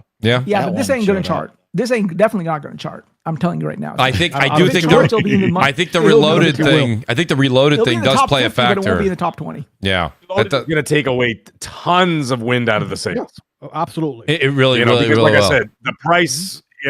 When it's free, give me 3, as they say, right? So the people are going to look at that and be like, well, it's already there. Yeah. You know what I mean? And see, that's the thing. You can't blame me. I'm paying these these people whatever they want per month. So it's to blame me that I'm not blame buying me. the fucking game. Like I'm doing what they're wanting me to do. No, why is they no? may not like it. There's no I'm arguing not with even, I'm that. not even on Game Pass, and I got it for free. So- I bought it when it came out. That's Would the I thing, buy yeah, like- anything? Shout Like out. Nuke Nukem, Mooch. Nuke. See what I think on the Xbox Nuke. side. I think on the Xbox side is like they will play Gears to try to go in there and use their gear. Like the Xbox guys will jump on Gears, like run the house, try to get all the ponies on online and stuff like that. But then Helldivers too. See, the problem I had with Gears is when I played too much of it on the preview and stuff like that, and it's just so antiquated. Yeah. The Helldivers 2 is a modern multiplayer game, Yes. something different.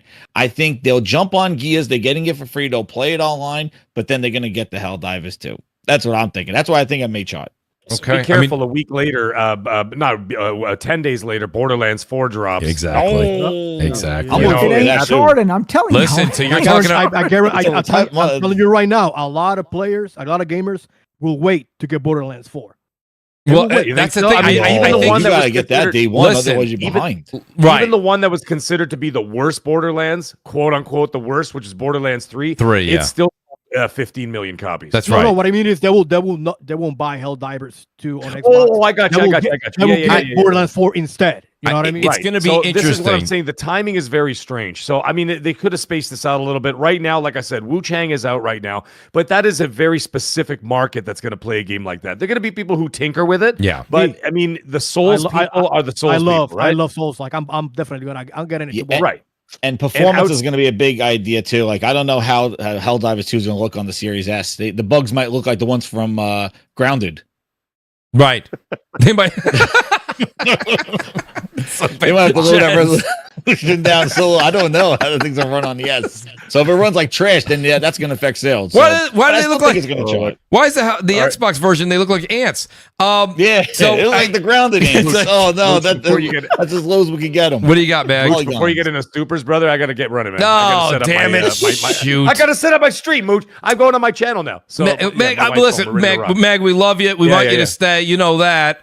Mag, great to have you. Let everybody know you're going to be streaming. Yeah. And you guys, I want you to go watch Mag after Crossfire, of course. But No, of no, course, dude, we'll over see By Mag. the time I start, it's going to be after 9 Eastern, so it's okay. Okay, Don't worry about perfect, that. perfect. I'm not going to cross the streams, okay? Please, thank you. There's always, Yeah, there's don't- only so much time and so many podcasters. We can't keep up, Mag.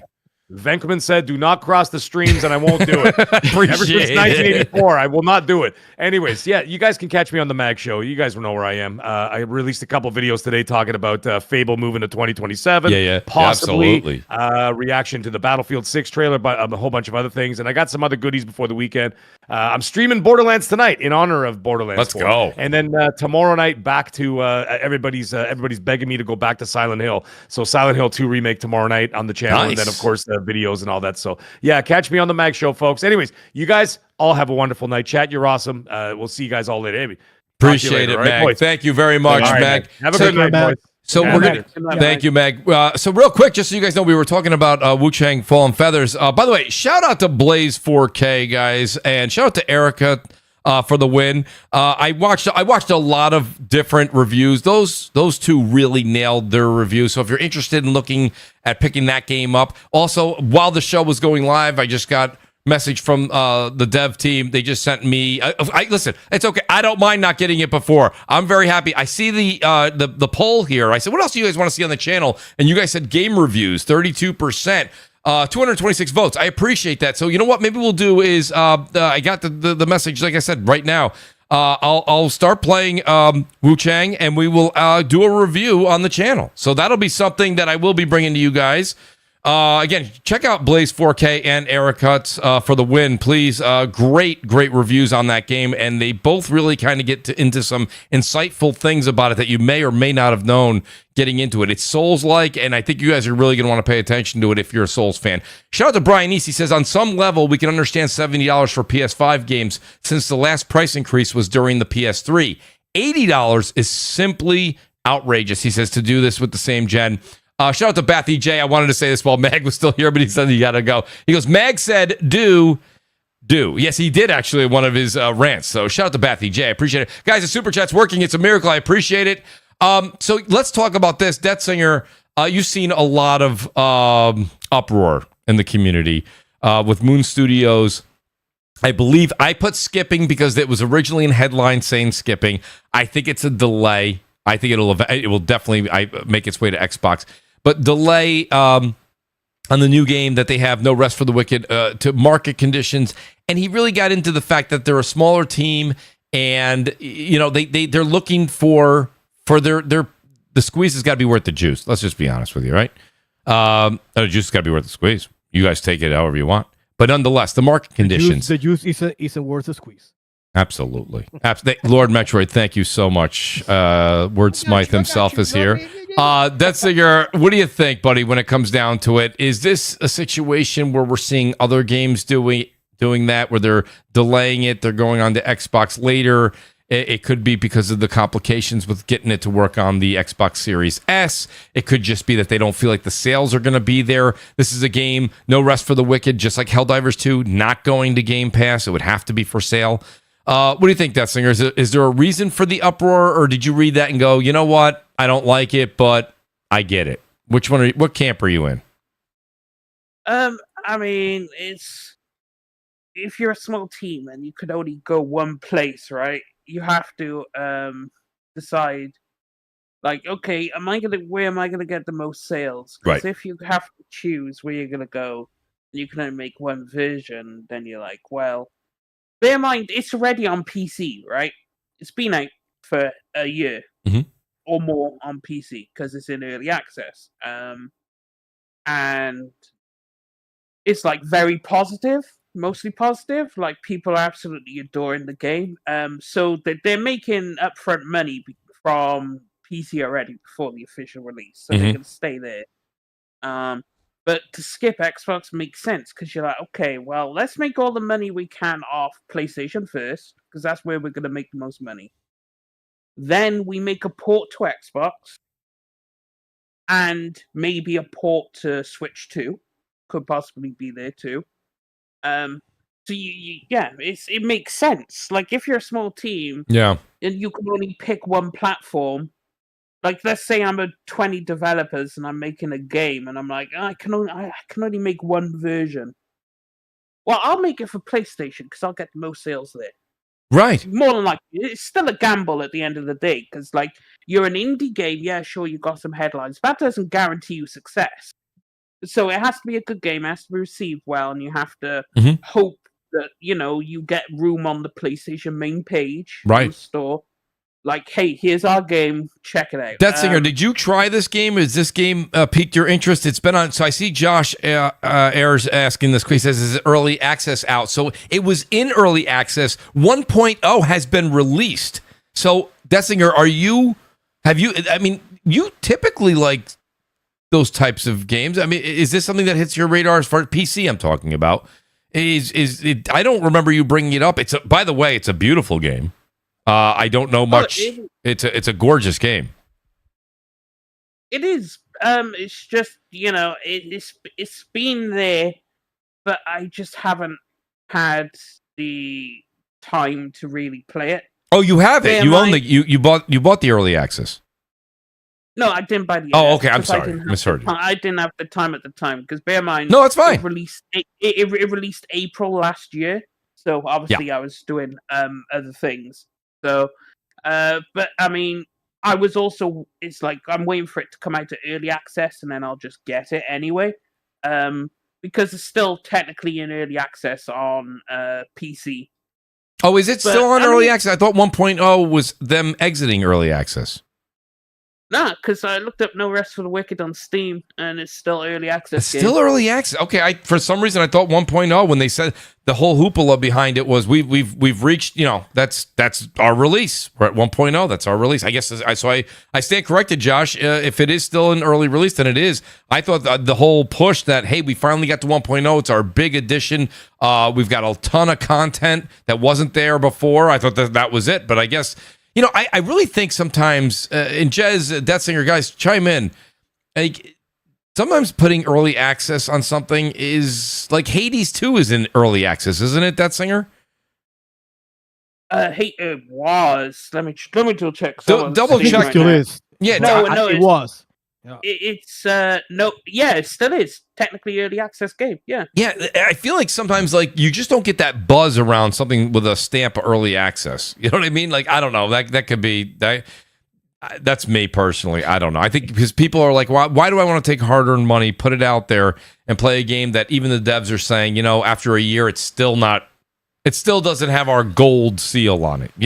Well, you also have to bear in mind that it doesn't, like Baldur's Gate 3 was in early access for years on PC before it even came to consoles and had its official release. Like I remember when Baldur's Gate 3 was literally just the first chapter of the game.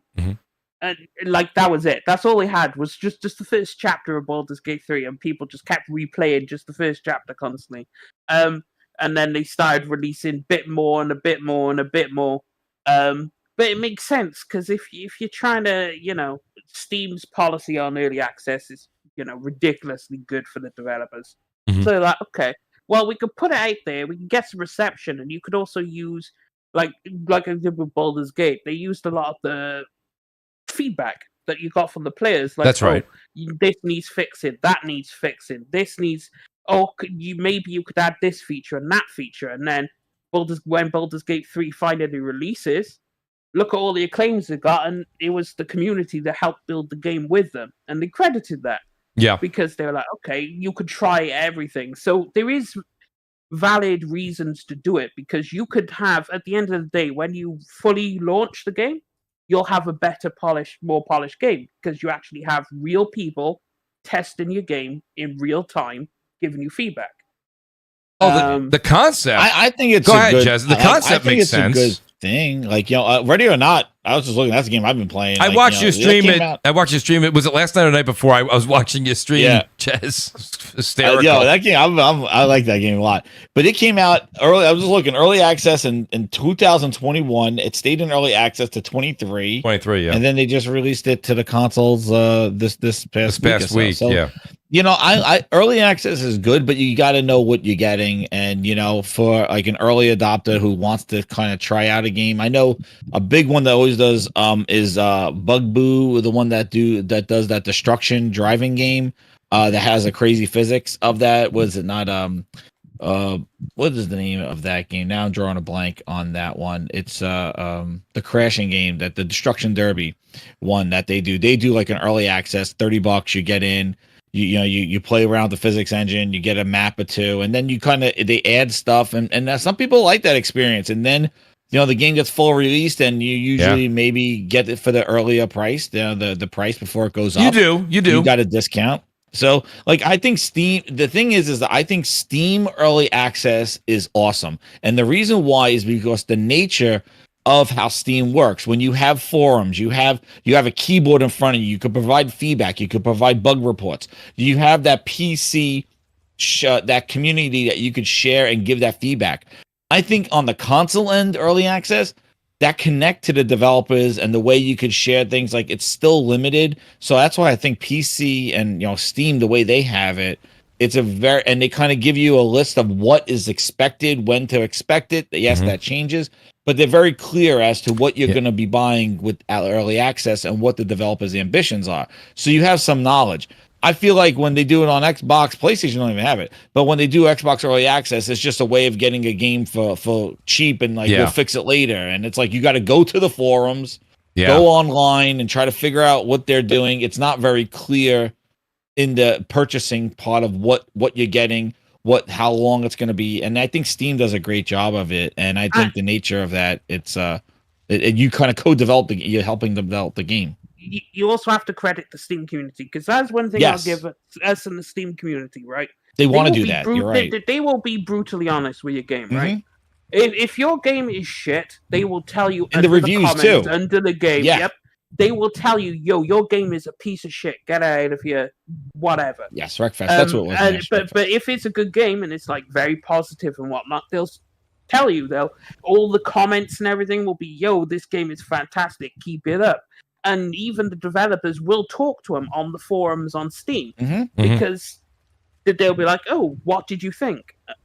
And everyone will list if they had issues, pros, cons, and they give thorough reviews. Like, I would argue the Steam reviews of games is better than the Metacritic's review. I was just about to say that, Senga. Yes, it really 100%. is. 100%. Absolutely. And the verified players too. It even tells you that Yep, too. and it tells you how many hours they have in the game. Yep. When they post the review, it'll tell you. You can look at their profile, see their achievements. You can see if they complete the game, so you can verify everything. But then also at the same time, half of them will just list all the pros, all the cons, a synopsis of what they think of the game, and then they'll go into detail on what they think about the graphics, the audio, what you should probably do, tips and tricks. They write entire wikis and guides on the games. Like, they just knock it out the park. So yeah, and also too, they are prone to review bombs if something they don't like. Because I just saw already or not, they dropped the reviews because they believe the censoring and stuff like that they trying to nerf some of the things.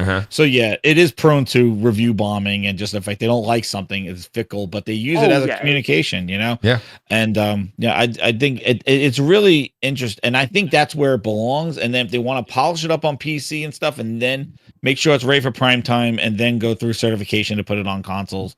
I do think that's a better way, because I think the console early access is just kind of like a perk. Yeah. And getting a discount on a game. I don't know if that feedback, that community is really, and that was one thing I always like when Xbox created this preview. I thought it was a great thing because it pulls over some of the stuff from Steam, but they never really built like a forum or some sort of better feedback system to say, hey, you're going to buy this, but now you're going to have the developer forum or something like that. Some sort of like Xbox version of a forum that's controller friendly, and you could kind of see what the updates are and things like that to try to develop and foster a community like that. They really didn't. What was the game what was one of the later, Grounded's the only one I could think of. What Grounded 2 is back in early access. That's early access. They're the sequel. The sequel. This one's labeled The Picnic Table. First of all, it was 3 years in early access. Now they put the sequel in early access. The Picnic Table. Starring Rick Moranis. Well, it kind of makes sense for Grounded. Because, it does. Because it's a community-driven game. That's right. Day, so you want to work with the community on it. Like you want to go, what do you want to see? Here's the latest things. Yeah. So it's kind of one of those games. And it worked out for the first game. The way it rolled out of. It did. The way it rolled out of.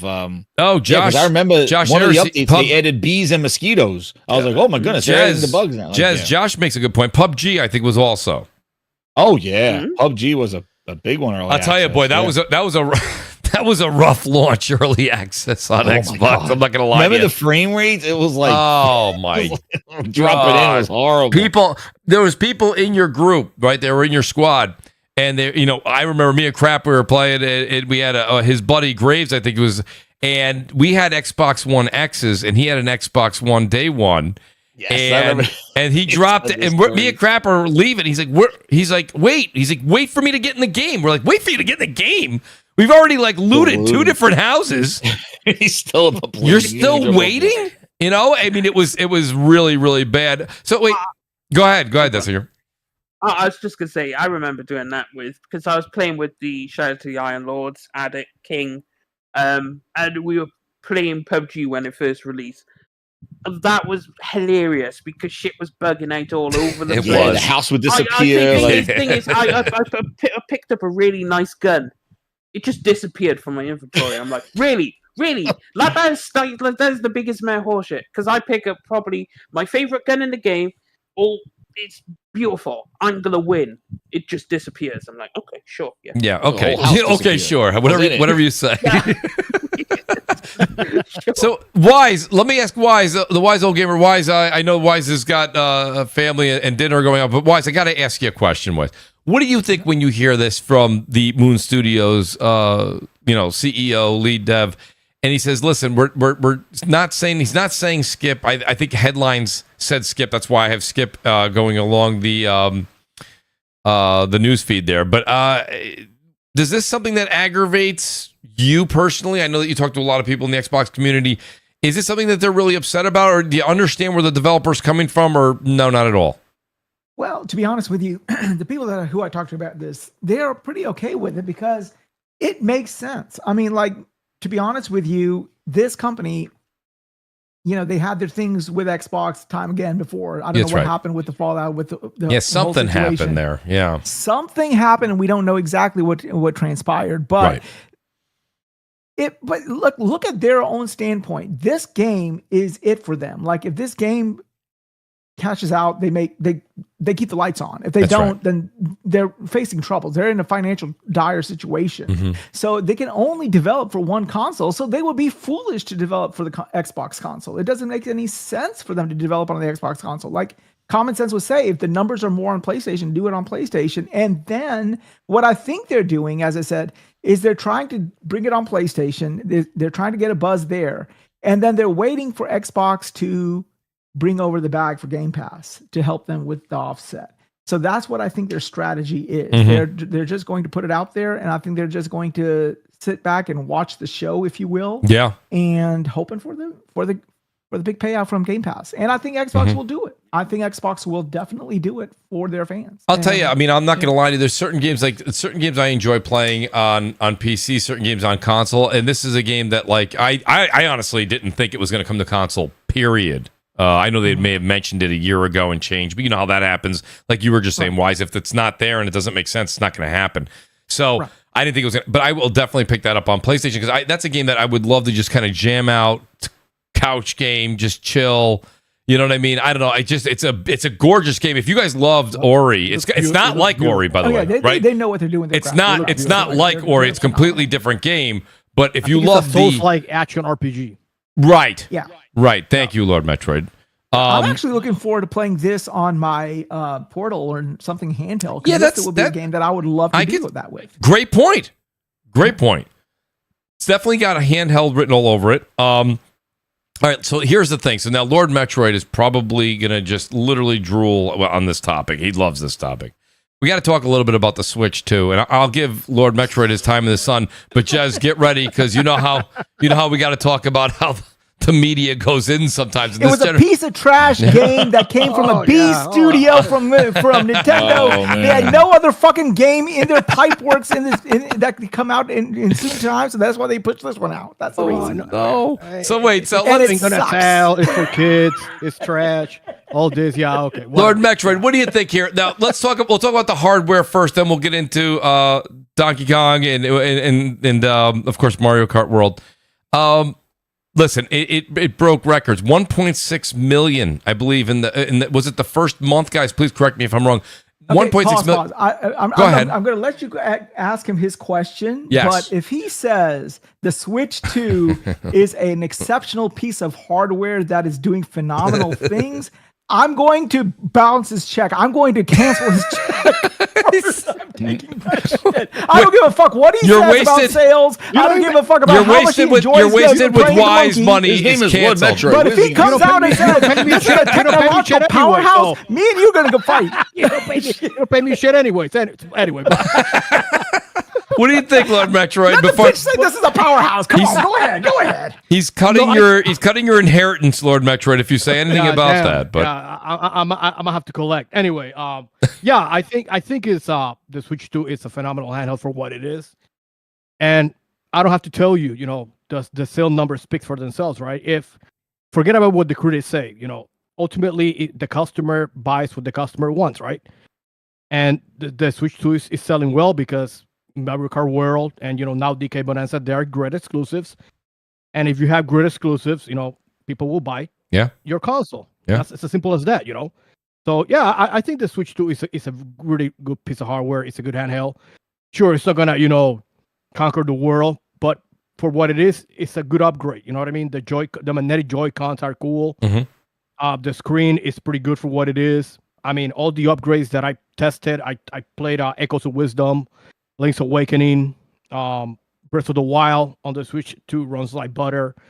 It runs at 60 almost, perfectly locked. It looks way better. Yeah. I have no complaints with the Switch 2. I think it's a phenomenal piece of hardware. It's a great handheld. And it's going to continue to sell well because, Nintendo is big on nostalgia, right? Oh, don't get that singer started now. Nintendo, that singer, what's your slogan there? Nintendo will what? Nintendo will Nintendo. There it is. They've been around 100 years. You know what I mean? So they know what they're doing. Exactly. Hey, and they show their age. Yeah.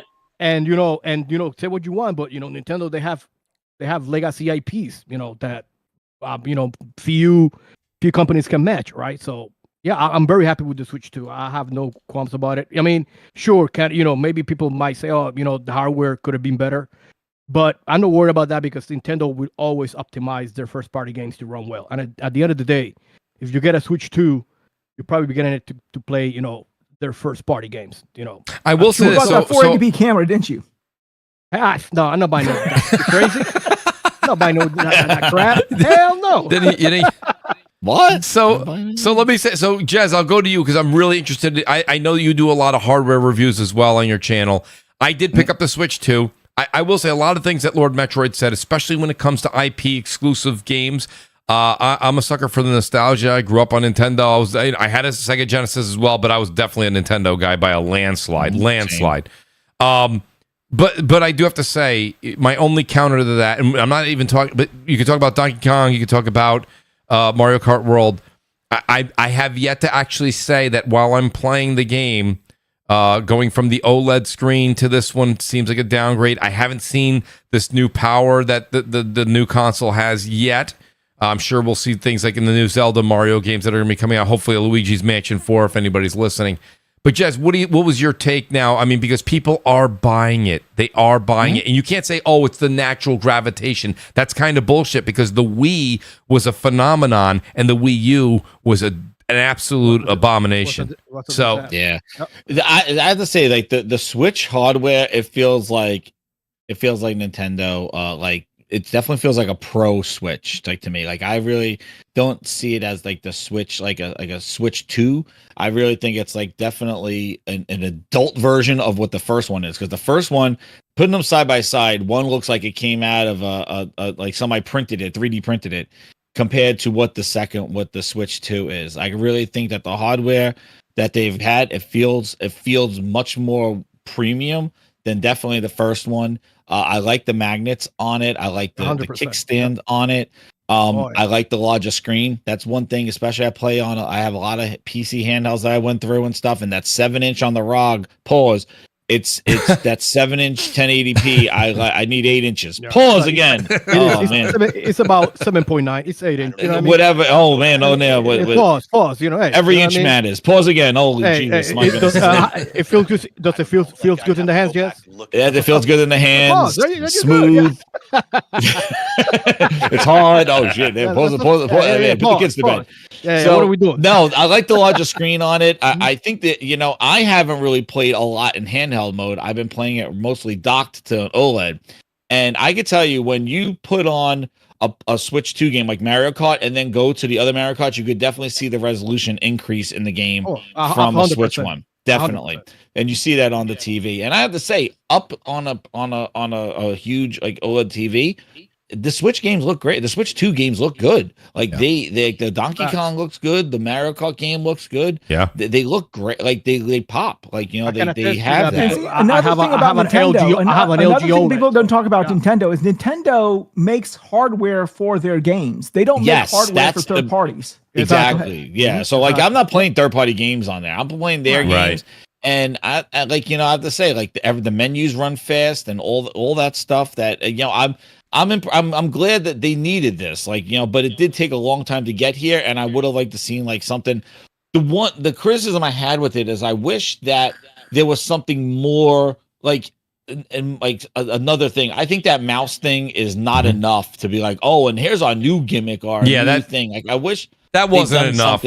Some of the stuff. Why does it have to have a gimmick at all? I mean, to have even that is irrelevant. Like even if they didn't have a mouse function, I was like, okay, I haven't even utilized it yet. I don't care. That mount. But you want to know what's crazy? As much as I think that's the stupidest thing, it does work pretty well. You take it off, you can put it on your lap, and it works. Like if you ever needed it, but I would never use it. I think the main use of that is going to be for like games like Pikmin and Fire Emblem. You know what I mean? Yeah. Because it sucks on Metroid. You would think it would works well on Metroid. It doesn't actually work nobody well used that thing like first person. Buddy, I can promise you guys that I will never until you guys mentioned it. I forgot it was even an option. No, that was their selling point. Like, oh my god, you can do first-person shooters with a mouse. And I'm not gonna. And I played that shit. I'm like, this is a piece of turd. That's going to be for like strategy games, RTS games, games like Fire Emblem, Pikmin, and games of that nature. I think they'll be better fit for that because you kind of need more, more faster feedback for those type of games. Yeah, and actually, for like Mario Kart World, great. I really like it. I like that. For somebody who was like, I didn't think I was gonna like the open world part. I'm kind of hooked on trying to grab all the costumes and stuff, and just doing tricks and just like crazy, just driving around and stuff. I finished all the courses on there. I haven't really done the online yet because I know there's a lot of sweats. There's a lot of sweats over there. You should try the knockout. Try the knockout. Yeah, mode. I don't know It's about great. those sweats over there. And then they got the cameras with 500p like yelling at me. But anyway, no. But I gotta say, Donkey Kong. I love Donkey Kong, my favorite, and I was really hyped for the Bonanza. And I tell you, it is. They've done they have that Nintendo charm. A couple of smart. Like I'm like, this is really cool. Yeah. And the destruction. I wish this was a Hulk game. Like we need a Hulk game like this. That's a great Just point. in the city. It reminds me of Red Faction Guerrilla. Remember that game? Oh, that was my favorite game too. And that's the thing. Like I love how like the rocks Total destruction. and total destruction. Yeah, and it's really good. And I feel that that they've done a really good job with like the trying to do different terrains and things like that. Where it's not like it's one hit and it blows up. Like different terrains have different type of strength that you can knock out. So I like that. I do. One thing though that I have to criticize with some of their maps is I feel like it's not. They have like this skeleton, so you can't like break the map because they have like a skeleton where you can't break the metal, right? That's right. And the then metal, they have like the rock all around it, so you can't really just destroy everything and like eradicate everything. And I wanted to see if there were, and again, I'm only on level 503 or 50 something like that. And I want to know like what's the next kind of the enemies if they get more advanced, because I feel like I'm just like you just knock them out to get their skeleton and then you kill them. Like I wanted to see a little more creativity used with the terrain and the destruction. So I'm assuming that's going to come in a little bit later.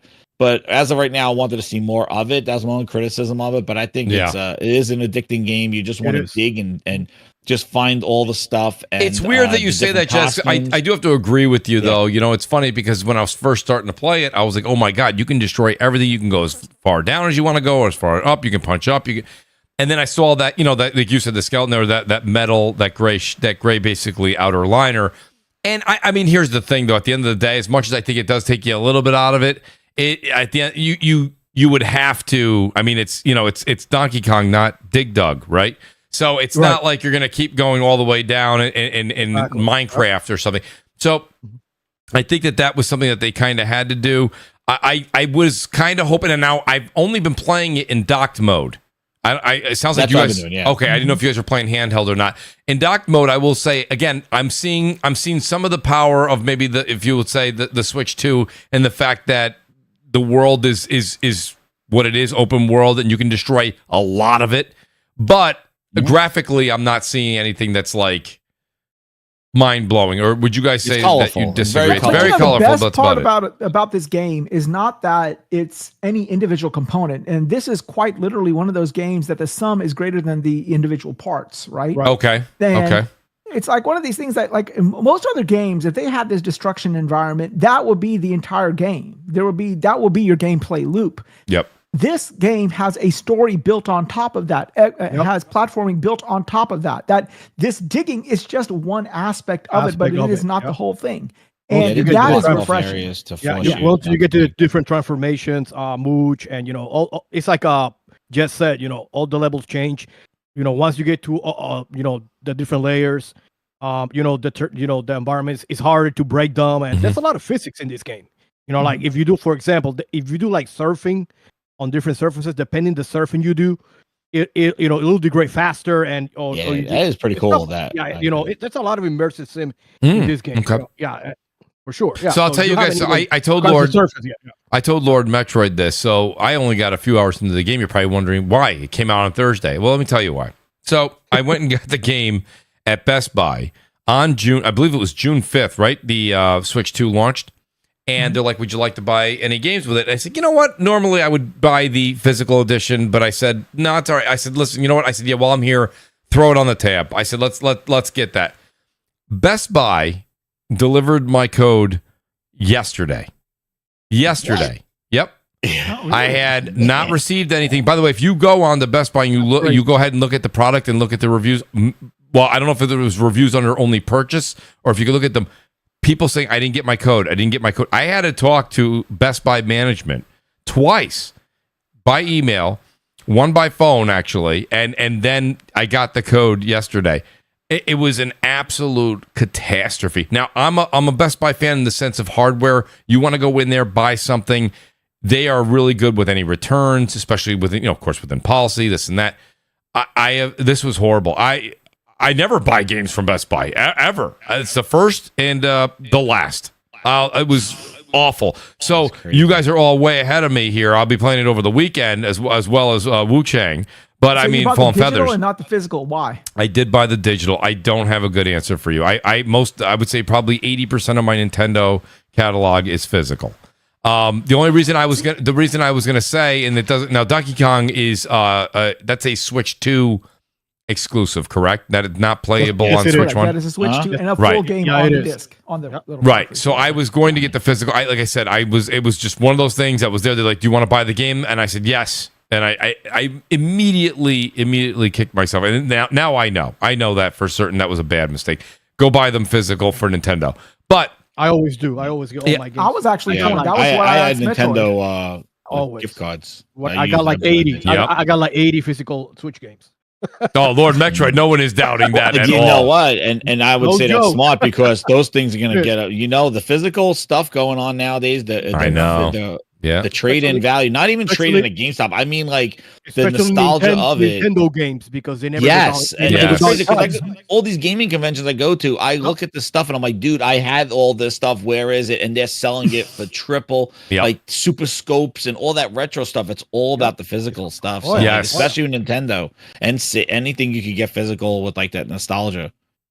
Absolutely. So I think you switch things in like 15 years, I'm gonna be looking at them like that. Oh, But no, I I'll blame think my one mother. thing I did have to say is, do any of you guys notice if you're playing in a handheld? I do notice the frame rate drops in some of the things, like when you go and destroy things. Like there's definitely a couple of stutters here and there. It's nothing that slows down, but they do it does happen, and I'm Yes. seeing it on my TV. I don't know if it's more if they have it in handheld mode or it's just on when it's docked.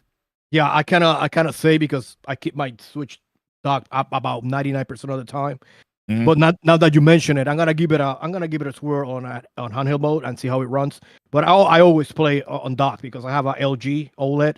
Yeah, And, Yeah. and it looks beautiful, man. It runs. It it does pretty look well. good. Like I Well, I'm not going to lie to you. When it comes down to it, fellas, and I know that they made the adjustments. They definitely made great adjustments as far as the Joy-Cons having a larger, for more of an adult like hand on it. Thumbstick, But, yes, and hand, but yes. I still got to say, I did not buy the new Pro controller. I'm still using the original one. I just too. want a controller in my hand. I don't want to hold on to that. Yeah. That's the thing with handheld. The I one use thing the that I Pro. love about the PlayStation Portal is the grip and everything it's basically it's a dual sense, and yes, the thumbsticks are probably they're a little bit smaller, I think, than the original dual sense, but they're still a decent size where the Joy-Cons are better. They're better, but the play and the way the ergonomics are for the hand on the handheld, and that goes for even Steam Deck, or it goes for people that have Asus ROG. I just for some reason would rather play the Nintendo Switch with that Pro controller. It is day and night for enjoying a video game for Well, me. same thing with the Portal. Like, I like the fact that, it is just a remote play box and it takes the weight off. Like when I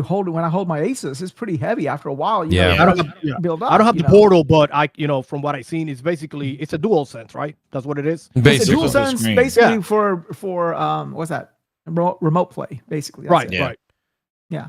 And it's They don't- perfect for that job, especially ever since the PS5 Pro came out. I mean, people always shit on the PS5 Pro, but I'll tell you this much. My Portal has never run better ever since the PS5 Pro has come into my life. Let me put it that way. So Interesting. I don't Wow. know if it's connected. I don't know what if it's just a thing. But I also know have for my that. part. I also have that. You said your Portal is performing better since the Pro. Correct. I don't know if I bet you people would definitely say there's absolutely no way that's true, but I'll tell you whether it's in my mind or not. Same here, wise. My Portal is a much more reliable, fun device since I got the Pro. I don't know why. I'm sure it has nothing to do with that. It's probably completely in my head. I have no idea, but I can tell you right now. I played Neo 3 came out, and I was playing it away, and it was I don't want to use the word flawless because I mean I think anything when you're streaming is not, but it was pretty damn close, and I enjoyed every second with that playing that Neo 3 on the Portal. Whereas I did not have that when I was playing on the PS5, the base PS5. It just was a little. I was at Starbucks playing on their public Wi-Fi, and I was playing Elden Ring, and it was flawless. Well, I'm not gonna say flawless. It was playable, but it was very good. What it was. You play Elden Ring? I didn't know you play Elden Ring, Wise. That's what's up. There you go. You learn something new every day or every week on Crossfire. Yeah, I love Elden. I put about 400 hours on Elden Ring. No, but the fact that That's thing, that little, Richard. it's kind of like the little engine that little thing can actually play that game in a public Wi-Fi setting. That's amazing. That's cool, man. That is cool. Yeah. So let me ask you this. So let's switch gears here a little bit real quick because, like I said, I really do want to have cover a few more topics here. Jez, I'll go to you on this. I want to know. And Detzinger, the only reason I didn't go to you is, as you say, Nintendo will Nintendo. But I do want to hear what Detzinger has to say about Battlefield. Jez, what do you think about Battlefield 6? What you saw?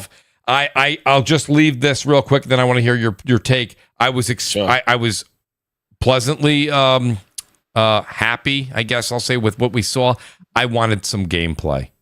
And that every time I want to, as you guys can see, as I have Call of Duty on the screen here, every time I want to get excited for Battlefield, something like this happens, and I'm like, if you're not showing me gameplay and you're excited, and the rumor is it's going to be October, I start getting nervous more and more. And I know the July 31st is going to be the multiplayer reveal, and I'm sure we'll see gameplay for multiplayer. You know, it's got to be. You know, Mooch, what'd you think? I don't know if we're kind of Call of Duty and Battlefield like extraordinaires in this stuff. But these reveals of these games, these cinematic kind of the president is telling the blowing up. Yeah, they do nothing. Nothing. I am like nothing. Skip. I don't care. I know there's something happening, and like I really they do it with Call of Duty. They do it with these military games. I don't need a cinematic story with like the president's in trouble or there's an attack. Send out the troops and watch them break in the building and stuff.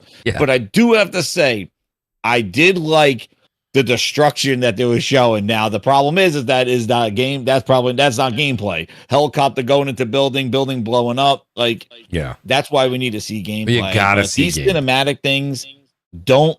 Like I'm like, okay, where's the gameplay? Is this like an intro? It's like, and then that's all they showed. But I'm gonna say I'm really hyped for Battlefield. I love the destruction. I love the chaos in Battlefield, and I just hope that they learn from their mistakes. I'm interested in a campaign that has destruction in it because I'm a big destruction nut and physics nut. So if they're gonna have a campaign, which is great because the last one didn't, and they kind of like got away from that. So having a campaign in there, I think they had it in the Battlefield 1. I think no. I think there was 5. I don't know when they had a campaign in it. I don't think the campaign was that good anyway. Battlefield 1, I think, was the last one that had it, right? Yeah, hopefully. But it was just a bunch of missions. It was just like you're taking. Like you were just doing, I don't know. You were just doing like basically on the same map. It's like I say, and Call of Duty's guilty for this too. It's like, all right, everybody, file an order behind Captain Stu Nuts and follow him into there we go. And it's like, all right, we got it. It doesn't do anything at all for anybody. I think Battlefield 1 did it like you were on the same maps, the multiplayer maps, but you were doing missions. I don't remember. But if this is a campaign that they're going to make special for the campaign with destruction and have it, I'm good for that, and I just hope from the multiplayer that they learn.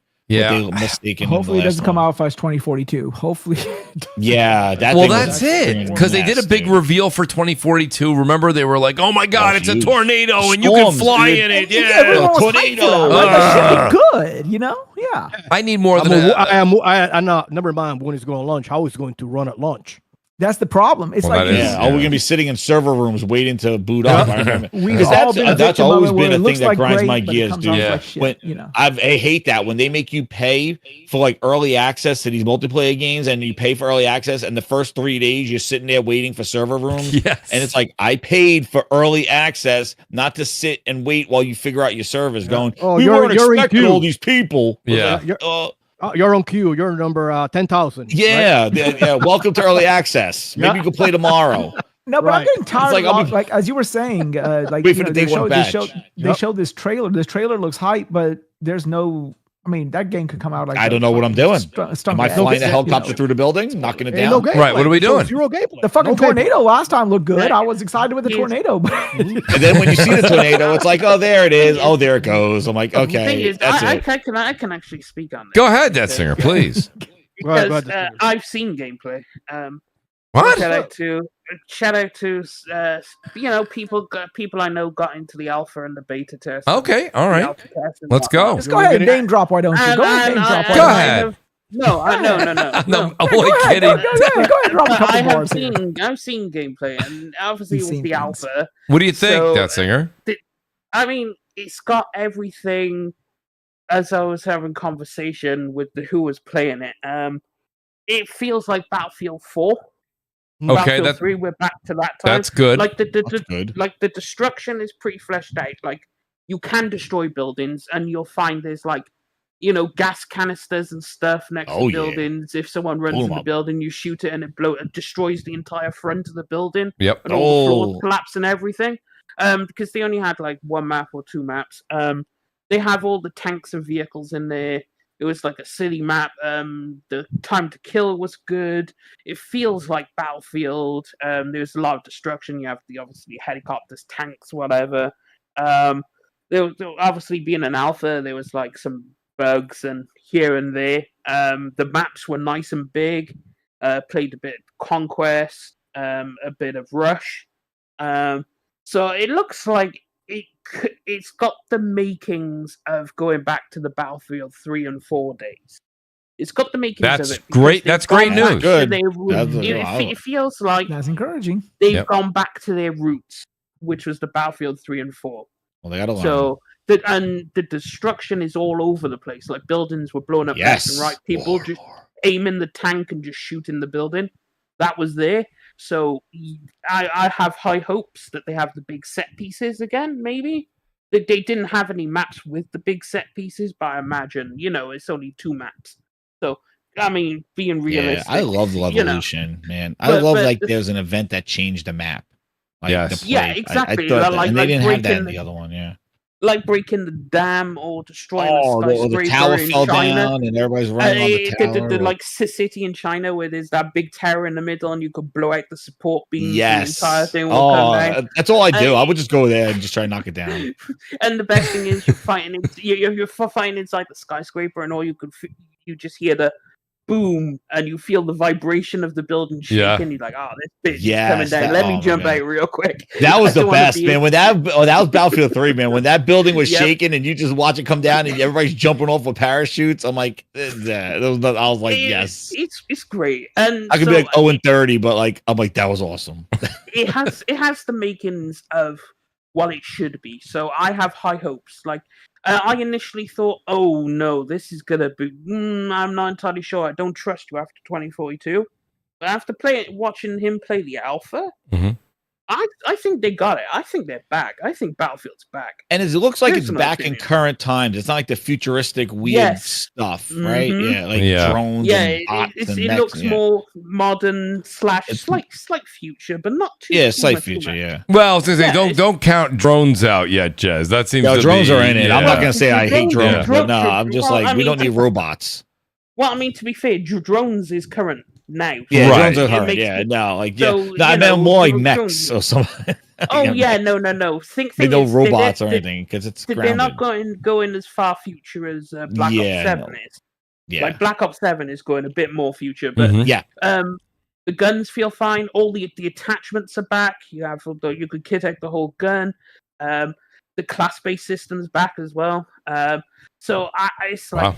I think they're gonna knock it out to the park. Now, obviously, this is only from what I've watched. So they'll do a full gameplay reveal, and you'll see what I'm talking about when they actually do it, and if they release a beta before it releases. But yeah, I mean, I think Game's now, looking- I think a beta release for multiplayer is, I would say it's necessary. And the reason I say that is because, I mean, everyone, like even Call of Duty does it. Like I think they have to do it for one thing. They need to test their servers, do a fire test on that. But we as the consumers, people that have bought 2042, people that bought Battlefield 5 that have felt like the last few just haven't hit the mark. I think you owe it to the community. I really do. The Battlefield. The other thing is like you guys know this. You've been following me for a long time. I've always been more of a bit of a more Call of Duty type person than Battlefield. Yeah.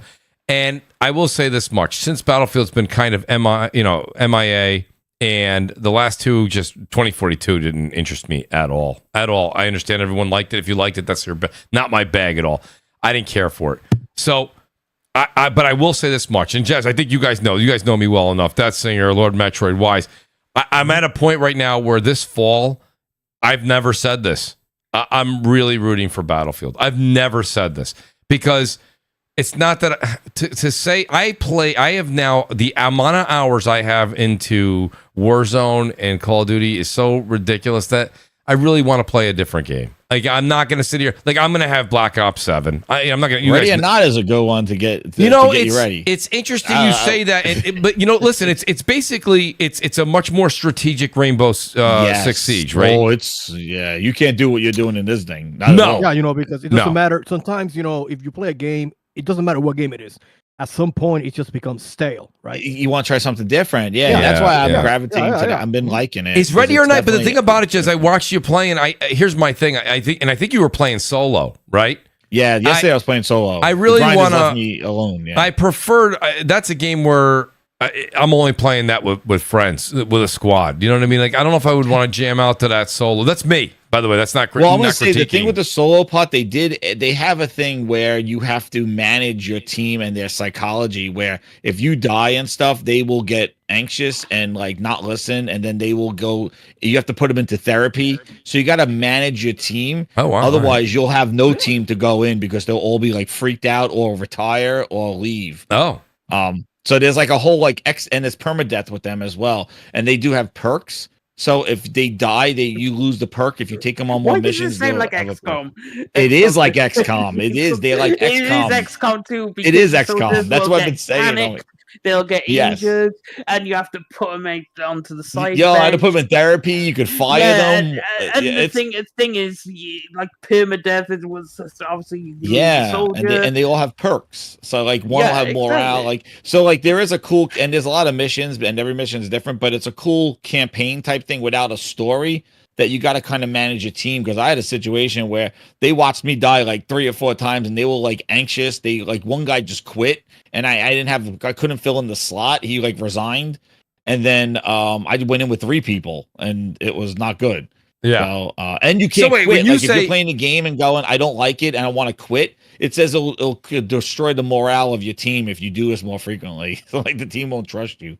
So wait a minute. So you said if you die, right? So when you die, how many you said the team you die. Like there's you I do saw a mission and you die, you go back to the headquarters and your team is kind of they're kind of scared, or like they're depending on how much firefight they've been in, or seeing you, if you like were just careless or something like that, like they change their attitude, and then you got to kind of monitor them, because if they do get too crazy, you gotta, they won't. So listen, does that element of the game leave when you're playing with friends? Yeah, because you go in with your friends, and your friends do whatever the hell they want. Well, of course, do. naturally, right? But I didn't know if they would have any perks removed because of death, or they. No, the perks are only for you and your team in single player. And once you go multiplayer, the bots don't fill in. If I had one person, like I was playing with Social Destruct, it was just me and him. You have to have human people. The bots don't fill in, so it's just you two. Oh, so if there's 2 of you, it's 2. Because when I was watching you, I think you had a squad of 4 or so. Oh yeah, I was playing single player. Yeah, single player. Yeah. Okay. Yeah, it's pretty. It is really. See, that's the thing. So I want to. So this is why I'm rooting for Battlefield, guys. This is Jez. Thanks for that lead up to this. The reason I'm leaning more. I want to have a more serious tactical game than Call of Duty, which is just this run around Twitch shooter. But at the same time, I don't know if I'm ready. That's like you're peeking around the corner in Ready or Not like 800 times. Like, I thought I heard something. Oh, wait a second. No, wait. Hold on a second. Right? No, and that's not me bashing the game. That's the way the game is designed. There's a happy medium, right? I don't want the Twitch shooter, but I want something more serious, not necessarily as serious as Ready or Not. Battlefield might hit that perfect spot. Do you see where I'm coming from? Where Battlefield, you're playing and the with chaos. Battlefield was always great with the balance of like you have to approach strategically, but then there's chaos and things blowing up and falling down. And, think about it. When you have the medic and you have the scout and you have whoever the AR the person and you have that team of 4 and you're going out there playing in Battlefield. There's still a strategic nature to it, where it's not like Call of Duty where it's just like, drop out of the plane and just start shooting, and you recycle, start over again. There's more to it, but it's not quite as impactful or as technically, Mooch. Go ahead. Technically, because I like a Battlefield, there's 2 types of people, right? There's Metro 24/7 kind of people. Yeah. Where throw tactics to the wind. You just lie down in a corner and throw grenades constantly and have someone throw an ammo pack next to you because that's the only way you're getting a kill. Right. And if you even decide to run down the escalator, you're going to die instantly, right? So there's those kinds of people. And then there's the kinds of people who, like me, would sit on Operation, Desert Storm or one of the Firestorm, that's the one, go up to find the highest point, sit there with the sniper rifle. And you just have a sniper battle with other people. And because there's bullet drop and everything, you actually have to be precise. So you sit there. I can't remember what map it is.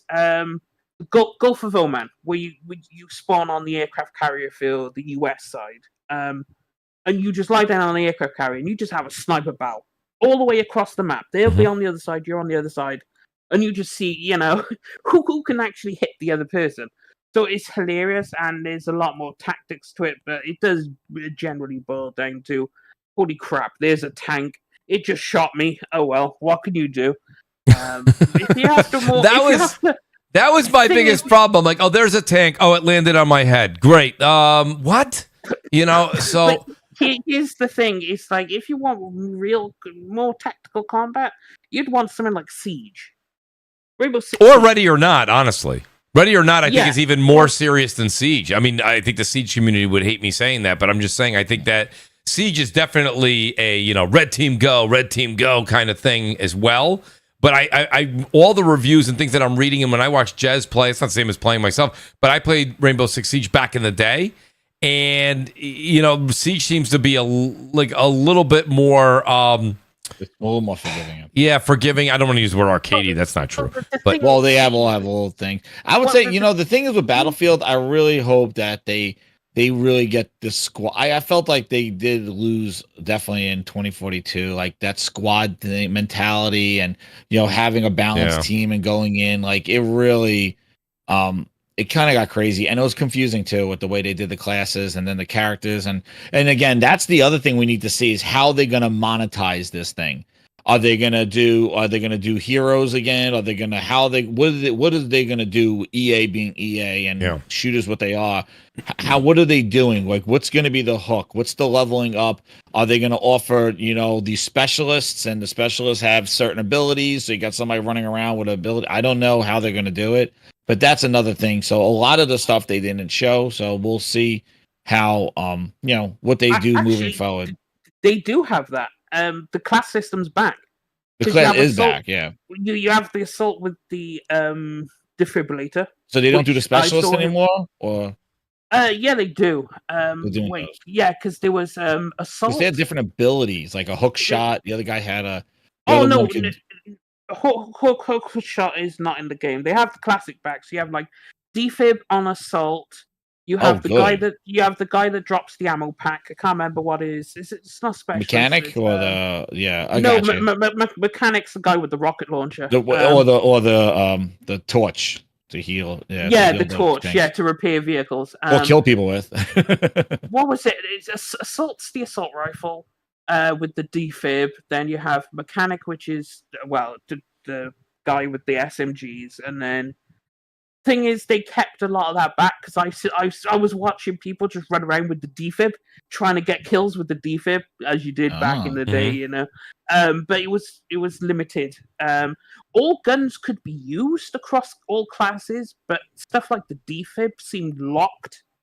to specific. Well, the classes, defib you would have to be play it. locked, but the Medic fact or that combat they medic. did open up weapons to Like, all you classes, can that's have a an SMG but or that's a shotgun. that's a big deal. Yeah. That's a big That deal. is a big deal. You know, I mean, medics usually had like an LMG or something Yeah, like that, or yeah. somebody or SWAT had yeah, always yeah. had like LMG or something like that, and And you then you have couldn't the use sniper any other rifle. weapons. so you Yeah. guys, so go ahead, Destinger. I'll let you finish. For unlocks on the gun, you have to do certain achievements. Okay. Like get so and so headshots. That's fine. X amount of headshots. Get X amount of whatever. X amount of Yeah. the usual stuff for unlocking, which is fine because you don't want all the attachments and everything straight away. So that thing, did they send it? Did they show this out, or you just watch the streamer have access to it? No. They... I was in the Discord. Someone I know. okay. He's And watching. The other- person was playing, just displaying it in the Yeah, Discord. Oh, because- got you. Because they yeah, haven't because- shown this yet, right? At all? Because No, they no, got no, hands on, but they didn't show it. because technically you're not allowed to. Yeah, That's you know, right. So And you yeah. know that's yeah. All right. Well, that's what I thought we were gonna get today, though. That's what I mean. That's what I Yeah. thought. Yeah. Why? You know, it was on the down low, but I saw what the gameplay was. You know, I don't like. That's the one thing. The one thing I don't. I just have never liked the way Battlefield presents their. Like here, you have all this talk. Everyone's so excited. People, everyone who has a channel had it up and running. I understand what you guys are going to say. You're going to go, well, Mooch, they're all going to do it again next week. That's fine. But now the 31st, which that's next Thursday, right? Now they're going to do the multiplayer on that one, and it just feels like it's that same like tornado thing again. You know what I mean? That's what I'm concerned about. I'm like, here we go again. Because if you have something great and you got an audience in the, you know, you got all these butts in the seats ready to watch it, and then all of a sudden you're like, you know what? Next week, everybody. Next week, we'll do it next week. It's the way the media works. Yeah, You know, it's Mooch, like- they're not going to show I everybody know. everything one day, and then next week it's I like, who know. Battlefield? Who? They got to keep You them remember? in the news. You remember when they did that thing for a while? They stopped doing it. They used to say that you know, they were going to have a debut for a show at 10 o'clock in the morning, and everybody got there. And then at 10 o'clock, they started the 1 hour countdown. Do you remember that?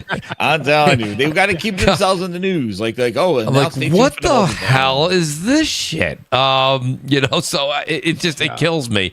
So This when is the Go ahead, reveal? Lord. Is next week, right? well, next Next week's Thursday is the multiplayer, which Right, they I- can't do a cinematic thing for that. No. I I'll hate tell you right now, cinematic multiplayer. that thing needs to run like butter when they show it. Well, glitches. now Lord Metroid, hold on a second. Remember, this is still going to be. This Butter. is EA still and butter. this is still Yep, their I don't like production. butter. Yep. This is still their production. Like this isn't gonna. I don't think they're gonna have people sitting there like streamers playing it. You know what I mean? It's No, still I think gonna they're be. gonna have people screaming in the microphone like, "Go right, go right." That Yeah. that trash. I forget Red it. team go. Red team go. Shoutcast. Oh, they better not shoutcast. That was the worst Right, reveal. yeah. That they do a shoutcast. Right. You know. So all right. So last topic here. We'll go round robin because there's not a lot to say on it. One person said it. They thought it was a hunch. We'll see if this is true. Fable delayed till 2027. What do you think? I'll start with Jez. Hey, I'm gonna use my own sources, 2 eyeballs. They delayed it in February, saying in February with a pre-alpha video. There was a no-show at the June showcase, nothing update, nothing like that. And then I don't think it's gonna be a Gamescom. Maybe it is, I don't know, but I haven't heard anything yet. Hey, I wouldn't be surprised if it gets pushed out to 2027, but I'm going to say the way they've been rolling, they didn't give me any confidence that this thing was supposed to release this year, and they showed pre-alpha footage and delayed it in February when it was a no-show at the developer direct in January, and then they waited until the next month to tell you about the delay. Yep. So I don't know. And next year with Gears E-Day, maybe that was another game that was supposed to come out this year. Yeah. And whatever Halo he teased, like I don't know if they want to do it. I think it'll be great to have all of them out there, but I wouldn't be surprised if it gets pushed out for room like to early 2027. We said this a long time ago, and listen, I'm not. We don't know, but we were like, Playground Games is very talented. The Forza Horizon, we don't have to. Oh yeah, we don't have to keep praising Forza Horizon. It's phenomenal. People know that. If you don't know that, go try it out. But right, this is Fable. They got to get studio. right. But this franchise. this is completely out of their wheelhouse. It was first shown in just a quick cinematic thing in 2020, right, or 2019 or 2020, something like that. And 2020, I believe. And Yes, you know, I here know. we are. It's 25. We did get that showing of all like the cutscenes, basically. And remember, they were like they slowed it down. They're like, "Here's 2 seconds of actual gameplay." We're like, "All right, Yeah, all right, I got it, 2023, I got it." 2024. Right. Yeah. And now here we are, 25. We're not getting anything. Didn't show I don't believe anything so. on it. You know, and I think so. It's either going to be fall of 26 or it could there's no way that I don't think that the rumor of 27 is that far fetched. I think it's either late 26 or probably spring 27. You know, Yeah, push it out. And again, it comes down to this is a team that is extremely talented, but they are, you know, when people say, "Hey, you know, Mooch, you got to understand a lot of what you know Xbox has really delivered." When you stop and look at the games that you say that they've delivered. You could say Indiana Jones. You could say what's another game that recently they had come out that was good from their studios. That Singer. What's one of their other ones? Indiana Jones was a good game. But again, you have id, right? You know, id's making these Doom. Yeah. These are teams that they acquired that are intact, and these teams were always putting out games that were of a good quality. When you go down to like now, this will be Playground. They're up for debate because the Forza Horizon again, outstanding. But that blew up. If I was them, wouldn't you think like, hey, let's get Forza 6 out there because 5 blew up on PlayStation. We have a huge audience for 6. 6 will blow up. that may be being discussed. Pivot. Right? That may pivot. Yeah. You know, especially because they know Fable. The diehards are going to go get Fable, but I don't know if Fable's going to be a household name when that comes out. I don't know if that's the thing. Well, Horizon is. Horizon certainly is right now. Absolutely. I just think when it comes down to it, you see, where's 343 been? Where's the coalition? Where's this? Where's the? It's just like I don't know. Believe me, there's nobody. I'm rooting for E-Day more than you guys know. Reloaded is, you know, it is what it is. Reloaded is Ultimate Edition. I hope because E-Day I has to really deliver. liked what they did with the DLC to 5. That was really good. I thought that was pretty good. The DLC they did, and if they could do E-Day and take it back to what was that there? That started with an H. What was it? Hive Busters. Yeah, that was good. They did that really good. It was good. It looked good. The characters, I was like, you know, again, the that's gameplay the big was disconnect. classic Gears with the good graphics. Right. The reason I'm rooting for E-Day so much is we're back to Marcus and we're back to Dom. You know, we're back to the, you know, Dom, you know, absolutely. The boys are back in town. Yeah, Dom. You We know, haven't seen Dom in a long time. You know, that's my whole thing with that is like, you know, people are always trying to. I understand sometimes when you're on the 4th, 5th, 6th iteration. I know you do have to make some new characters. One of the issues I have with Gears of War 4 and 5 is they kind of lost that bleak and gray look to the games and the gore. It was colorful. Well, Hive Busters were pretty colorful too, though. Right? Gotta go back to that. Because Hive Busters had that big palette too, that colorful palette. Oh, it did. Hive Busters did. I don't like that thing. I didn't like 4 and 5 as much as I like. A lot of people wanted Gears to go back to the grittiness of 1, 2, and 3, right? Where you have that, you know, you're in caves and the blood and the dreariness. Yeah, but it's and then also too, it's an awesome time period of E-Day. It is. Which, like, we all know what happened after. Like, what about before? Because we know, like, Judgment was a bit of a prequel of like how Marcus got into jail, but then when you look at and see E-Day, absolutely. like that was something we haven't experienced yet, and that'll be. I think there'll be more horror element to it. Like I'm excited for it. I hope so. I can't wait. I hope so. And now that Rod's not there, Rod Ferguson, maybe Marcus and Dom will be able to have a cigar again. You guys remember? No smoking in video games, or at least you have to be 50 feet away from the door, Dom. All right, for the esports, thanks. Because the esports or something like that. Yeah, personal fact. I smoke cigars too, by the way. Well, there's nothing wrong with that. You do. Right you know, Weiss is like, what do you mean? I'm doing that right now. So what do you, Death Singer? What do you think at the end of the day, buddy? Fable getting delayed to 27, and I mean, you know, I don't think it'll be delayed. If it's rumor, has it been officially announced? You mean officially? Yeah, it's supposed to be coming out this year. I thought it was this year that we were. Well, I don't know. They delayed it to next year. No, yeah, it's coming out next year, which is in 2020. Next year's 2026. Yeah, 26. Yeah, so, but then there was a rumor that came out that said there's a rumor that may get pushed. It may get pushed to 27. I don't think it will, because as they said, they want their 4 flagship games coming out next year. You want your Halo, you want your Gears, you want your Fable, and then another game, which would probably be Halo. Oh wait, yeah, there was 3 games. either way, I think Fable will come out next year because Mhm. they've had enough time to cook. They've Okay. shown a bit of gameplay. I think what you'll find is they'll have, the developer direct they do every year. I wouldn't be surprised if Fable is the headliner of the developer direct. It needs to be, And you may also get a trailer at the Game Awards because obviously you want to start building the hype. Because I think Fable would be earlier in next year. Mhm. It'd be like one of the earlier games because you want Gears probably. You're looking September that time. Because Gears is going to be big multiplayer and whatnot. Fable in that. So I'd keep Okay. Fable at the beginning earlier in the year. So I'm assuming if you don't see a trailer at the Game Awards, or you don't see anything at the developer direct, it's delayed. Yeah. Mhm. Glinza says perfect dog had Yeah. enough time to cook too. Oh.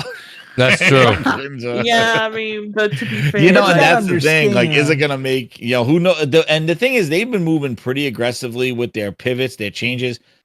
Who knows? They do something. They may just say, you know what? Prioritize Horizon. We're gonna prioritize Horizon 6. Put Fable, delay it for some time, and Forza Horizon 6 will take that slot. They might be cooking, but they're cooking on a hot plate. They're not really cooking at it. Yeah. Yeah, they don't. It's Cooking- not a they're stove. Cooking the food still raw.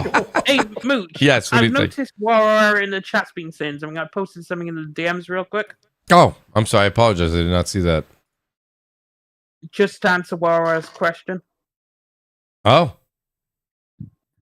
Like, yes, I do play Battlefield. Oh, listen. No, Yeah. listen. By the way, if anyone's question, Detzinger, you've had enough conversations when it comes to first-person shooters. I know that that's your bag. That's why I was very interested in your thought on like, that. Yeah, so it's just making sure the proof's out there. That's right. Detzinger always has his proof. He should have been a detective, actually, Detzinger. Very good at that. I listen. I got news for you. And you guys know this. A lot of people have been listening to the channel for a long time.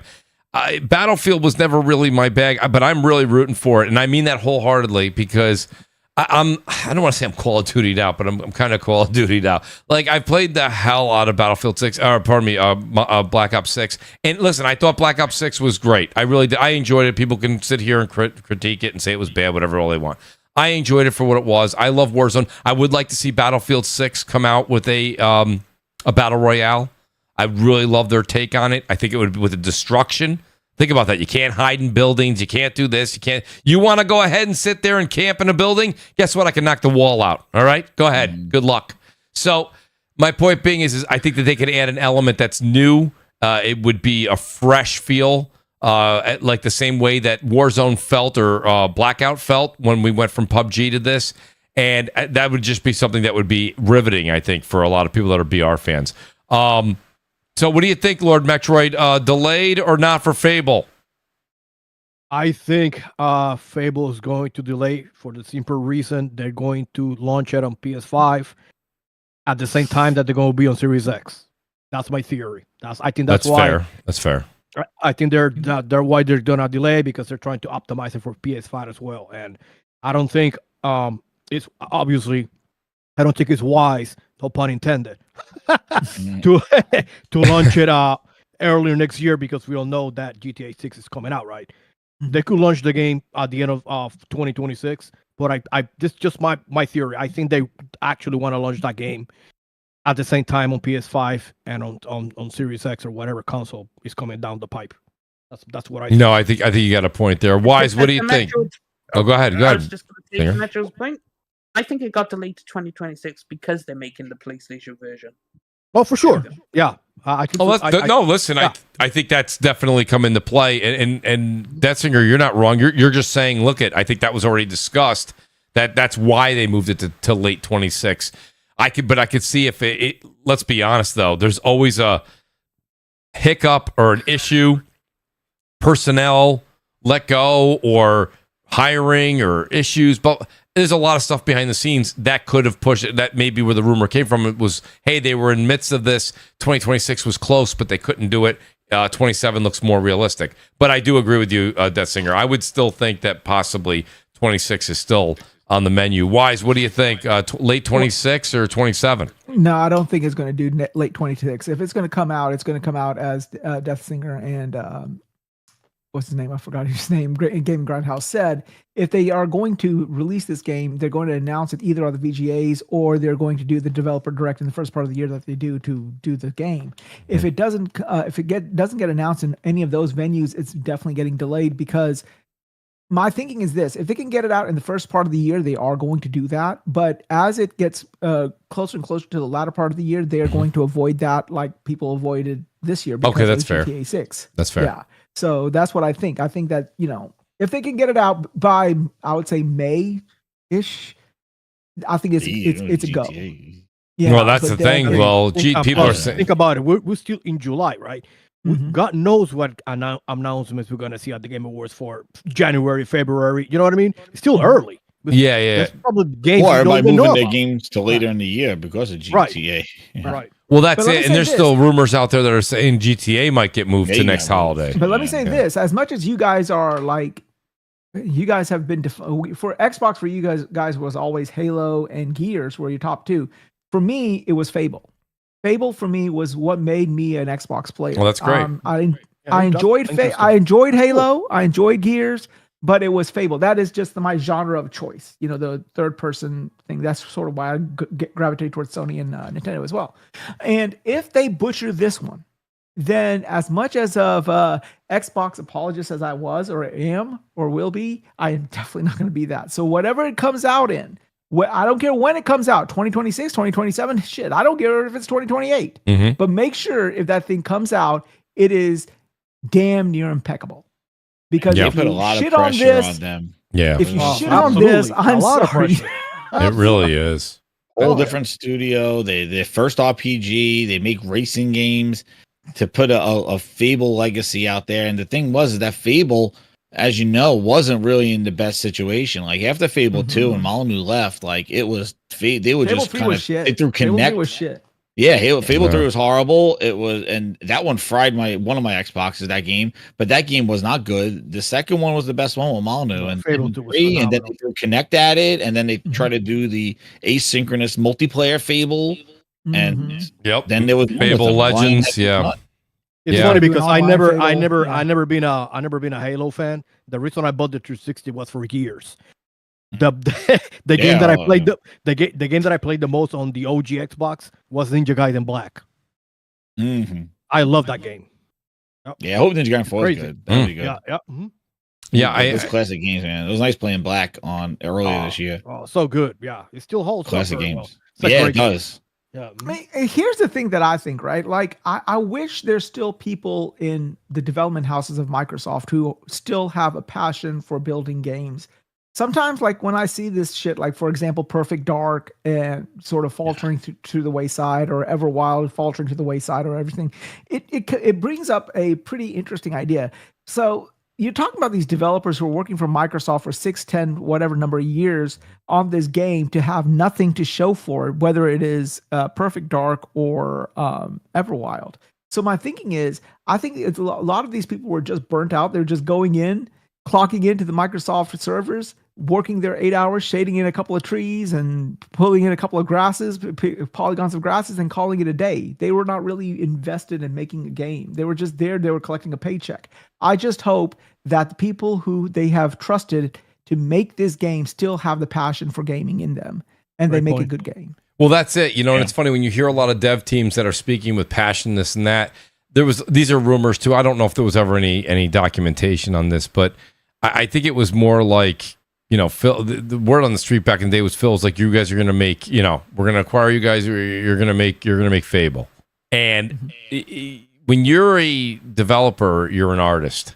And when you're an artist, you create because of that passion that's inside you, whatever you want to kind of pour onto the canvas, right? So I hope that rumor, or what I heard back in the day, that wasn't true. But because realistically, what you just said holds a lot of water, right? So if these guys are like being told this is what you're gonna make, it's harder than when you're like, this is what we want to do. Like when you saw Insomniac come out and they were like, we wanted to make Spider-Man, and we did this, and that we volunteered, we put our names out there. Please give us this opportunity. We want to make this, blah blah. That was kind of cool, You're like that the heart and soul goes into it. When you're like, hey, you're a team, Wise, you're extremely talented. I want you to do this. And you're like, Mooch, I've never done that in my life. I have never really done that in my life. And I'm like, no, I know, but you're really, really talented. You guys can do this. And it's like, well, I'm not doubting my team, but we've never really done this. We never were like, hey, we never were making the festival in Forza Horizon 4 and 5. And we're like, you know what we really want to do? A fairy tale.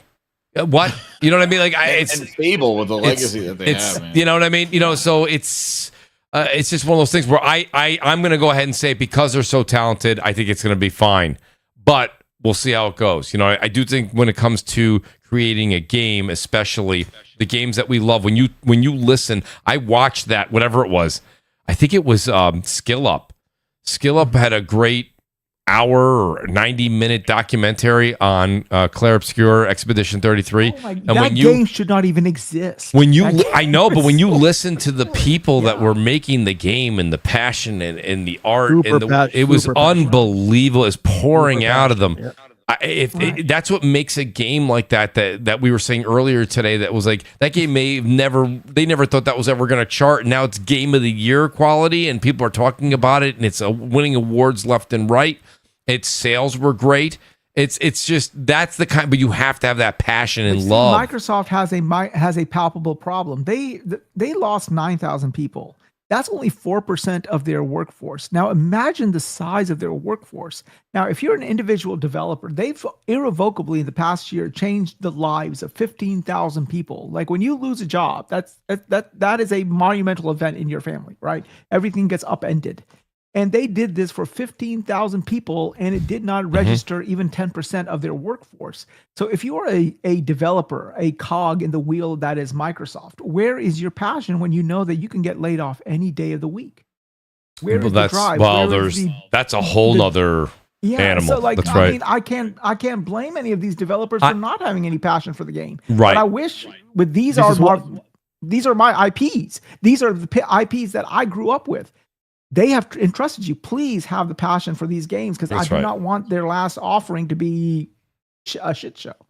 This is why, just because you have the more resources than your competition, it doesn't translate to talent. The final product doesn't translate, right? Look at Nintendo. Nintendo, they don't have the kind of resources that Microsoft has.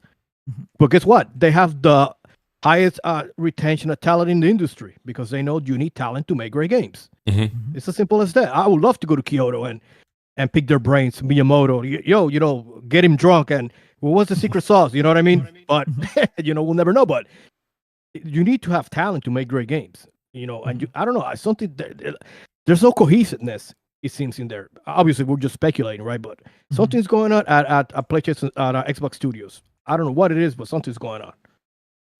Yeah, we'll find out. I shout out to Mr. Denny. He's like, Mooch, did you bring up the whole let's see, put it have you talked about the Bandai Namco and Sony? I had it on the list, guys, but like I said to everybody before the show, I'm getting up at 10 of 6 tomorrow. So it's an early day, and here we are.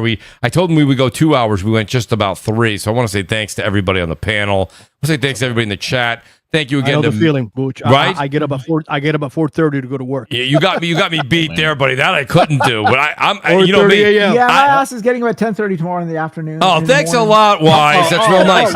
Listen, sorry for you. Oh man. Okay, that's only for a week. But okay, you want to bag of coffee get for upset. tomorrow? That's only for a week. School's open next week. So shout out to Wise. Let him enjoy his summer break while he gets it. Exactly. No, and honestly, I don't know what it is about podcasting. I'm starving. I got to eat something too, and then to go right to sleep. That's not healthy. Nonetheless, I want to say thanks to everybody. Shout out to everyone that's here, guys. Please, even with over 200 people here after almost 3 hours, please hit that like button, guys. It means the world to me. If you're not subscribed to the channel, please do that. Again, thanks to Mash. Thanks for the super chats, guys. I did read that poll loud and clear. You guys want to see some game reviews, so maybe we will do Wu Chang Fallen Feathers as one of the first ones in a long time to be on the channel. I'll go in reverse order here and say shout out to Wise Old Gamer. Wise, let people know where they can find you. Please feel free to use my notes and have a great Wasted with Wise tomorrow, buddy. Exactly. So guess what's on the topic for Wasted with Wise tomorrow? look at the title. I cannot wait. Oh, it's gonna be great. Yo, enjoy it. Wise, let people know where they can find you, buddy. Yes, sir. Yes, yeah. You can. My name is the Wise Old Gamer, and you can find me and my motley cast of characters, my panelist, every Friday evening at 6:30 p.m. Eastern. We sort of changed the time a little bit. We moved it up half an hour because I moved to the new software, and it's pretty complicated to get these streams going. Because I'm streaming not only, because I'm streaming not only on Twitter, but also YouTube, Twitch, Trovo, and Kick. And of course, you can always catch the stream after the effect on a Monday on all of your major podcasting platforms like your Spotify's and everything like that. So yeah. So tomorrow night, we are expecting a full house. So yeah, just tune in, 6:30 p.m. Eastern every Friday night. Well, great to have you here tonight. I appreciate you making it with us, Wise. That was great. Let me go ahead and say, Lord Metroid, thank you very much, buddy. Great to have you on the show tonight. We got a good segment in there for Nintendo, which always makes Lord Metroid very happy. But I'm very happy. I'm good. I'm about to get drunk to celebrate. You know what I mean? As you should. Just don't get. You're gonna miss. You're gonna sleep right through that 4:30 alarm clock. I'll tell you that much. Say whatever the hell you want to say, Metroid. I will piss you off because they still have not announced a launch for Metroid Prime 4. Yeah, I'm waiting for that, man. I think it's gonna be a fall. I think it's either September. They're delaying that for GTA. That's why.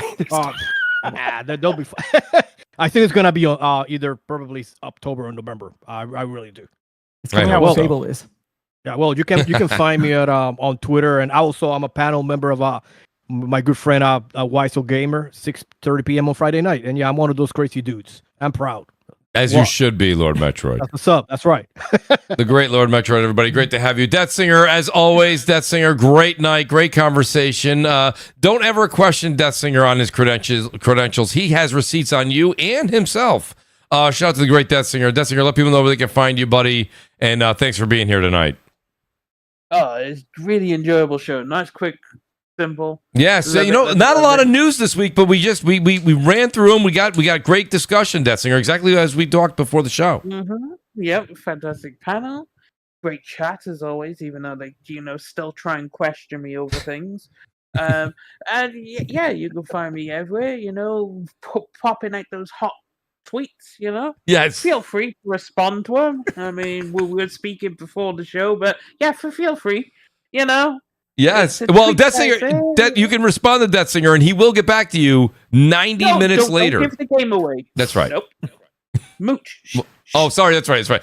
Right away. He will respond immediately. Please write to Death Singer as much as possible, please. Shout out to you, Death Singer. Great to have you here, buddy, as always. The Great Gaming Grindhouse. You guys know him as Jez7780. Jez, great to have you as well, buddy. Thank you again. I know we planned this for last week. Took the week off, enjoyed a little bit of R&R, and here we are. Great podcast tonight, as always. Jez, let people know where they can find you, and please come back to CrossFire soon. Oh, sure. No problem, man. Awesome panel, man. We had a lot of fun with the discussions, and everybody hit that like button. Anytime, Mooch, I'll be on the show. And you can follow me over at the Gaming Grindhouse on YouTube. I have shows on Monday nights at 8 o'clock Eastern Standard Time. I also do Grinds Bites throughout the week, and also the House of Gaming Grindhouse music, exclusive music that you get about the gaming news, gaming topics, gaming executives, fun, awesome music that I do on my show. So definitely check it out over there. And I'm Jez7780X. Oh, I don't know what I am on Twitter, whatever it is. Yeah, whatever it is now. Anyway, over there. But who cares? I use F Entertainment anyway. Follow me on the YouTubes. But thanks again, everybody. Hit that like button, and everybody have a good weekend. Appreciate that, buddy. And next weekend, man, Demon Slayer. I'm hyping that up. My son wanted me to shout that out because we're going to be playing some Demon Slayer next week. That comes out on the 31st, early preview. Yeah. That's great. Outstanding. Over and check out Jez. He does a lot of things, tech reviews. He does a solo cast that's phenomenal. And he's also streaming games all the time. Shout out also to the great middle-aged game guy. It's Mag for you guys. It's at middle-aged game. And instead of guy, it's GY at the end. And then he's also got YouTube. It's the Mag. Go over and check out the Mag on YouTube. He's going to be streaming. Actually, he's probably streaming right now. I want to give a couple other quick little shout-outs to the guys that couldn't make it tonight. Shout out to Crap Gamer. He didn't have internet. What are you going to do? It's at @the_Crap Gamer and Crap Gamer Reviews over on YouTube. Go over and check him out. He has a great time talking games, and Crap knows his stuff, man. A lot of fun. Missed him on the show tonight. Can't wait to talk to him next week. And, of course, Brap, Basement Radio Arcade Podcast. Brap. He is Wednesday nights, 9 o'clock Eastern. That's Brap Podcast over on YouTube. Nib will be back next week as well. Guys, go over and check out Nib. And hopefully we got a couple other people I was talking to this week that said they will be joining us next week. It's going to be very, very exciting. Looking forward to it. Guys, have a great weekend. We will be doing a review on Wu Chang Fallen Feathers. I'll start playing that this weekend. We'll get through that, and we'll go and we'll give a couple of pointers on that. We'll see how it goes. Please hit the like button on the way out. Go play some video games. Enjoy the good weather. We'll see you next week. Peace out and good night.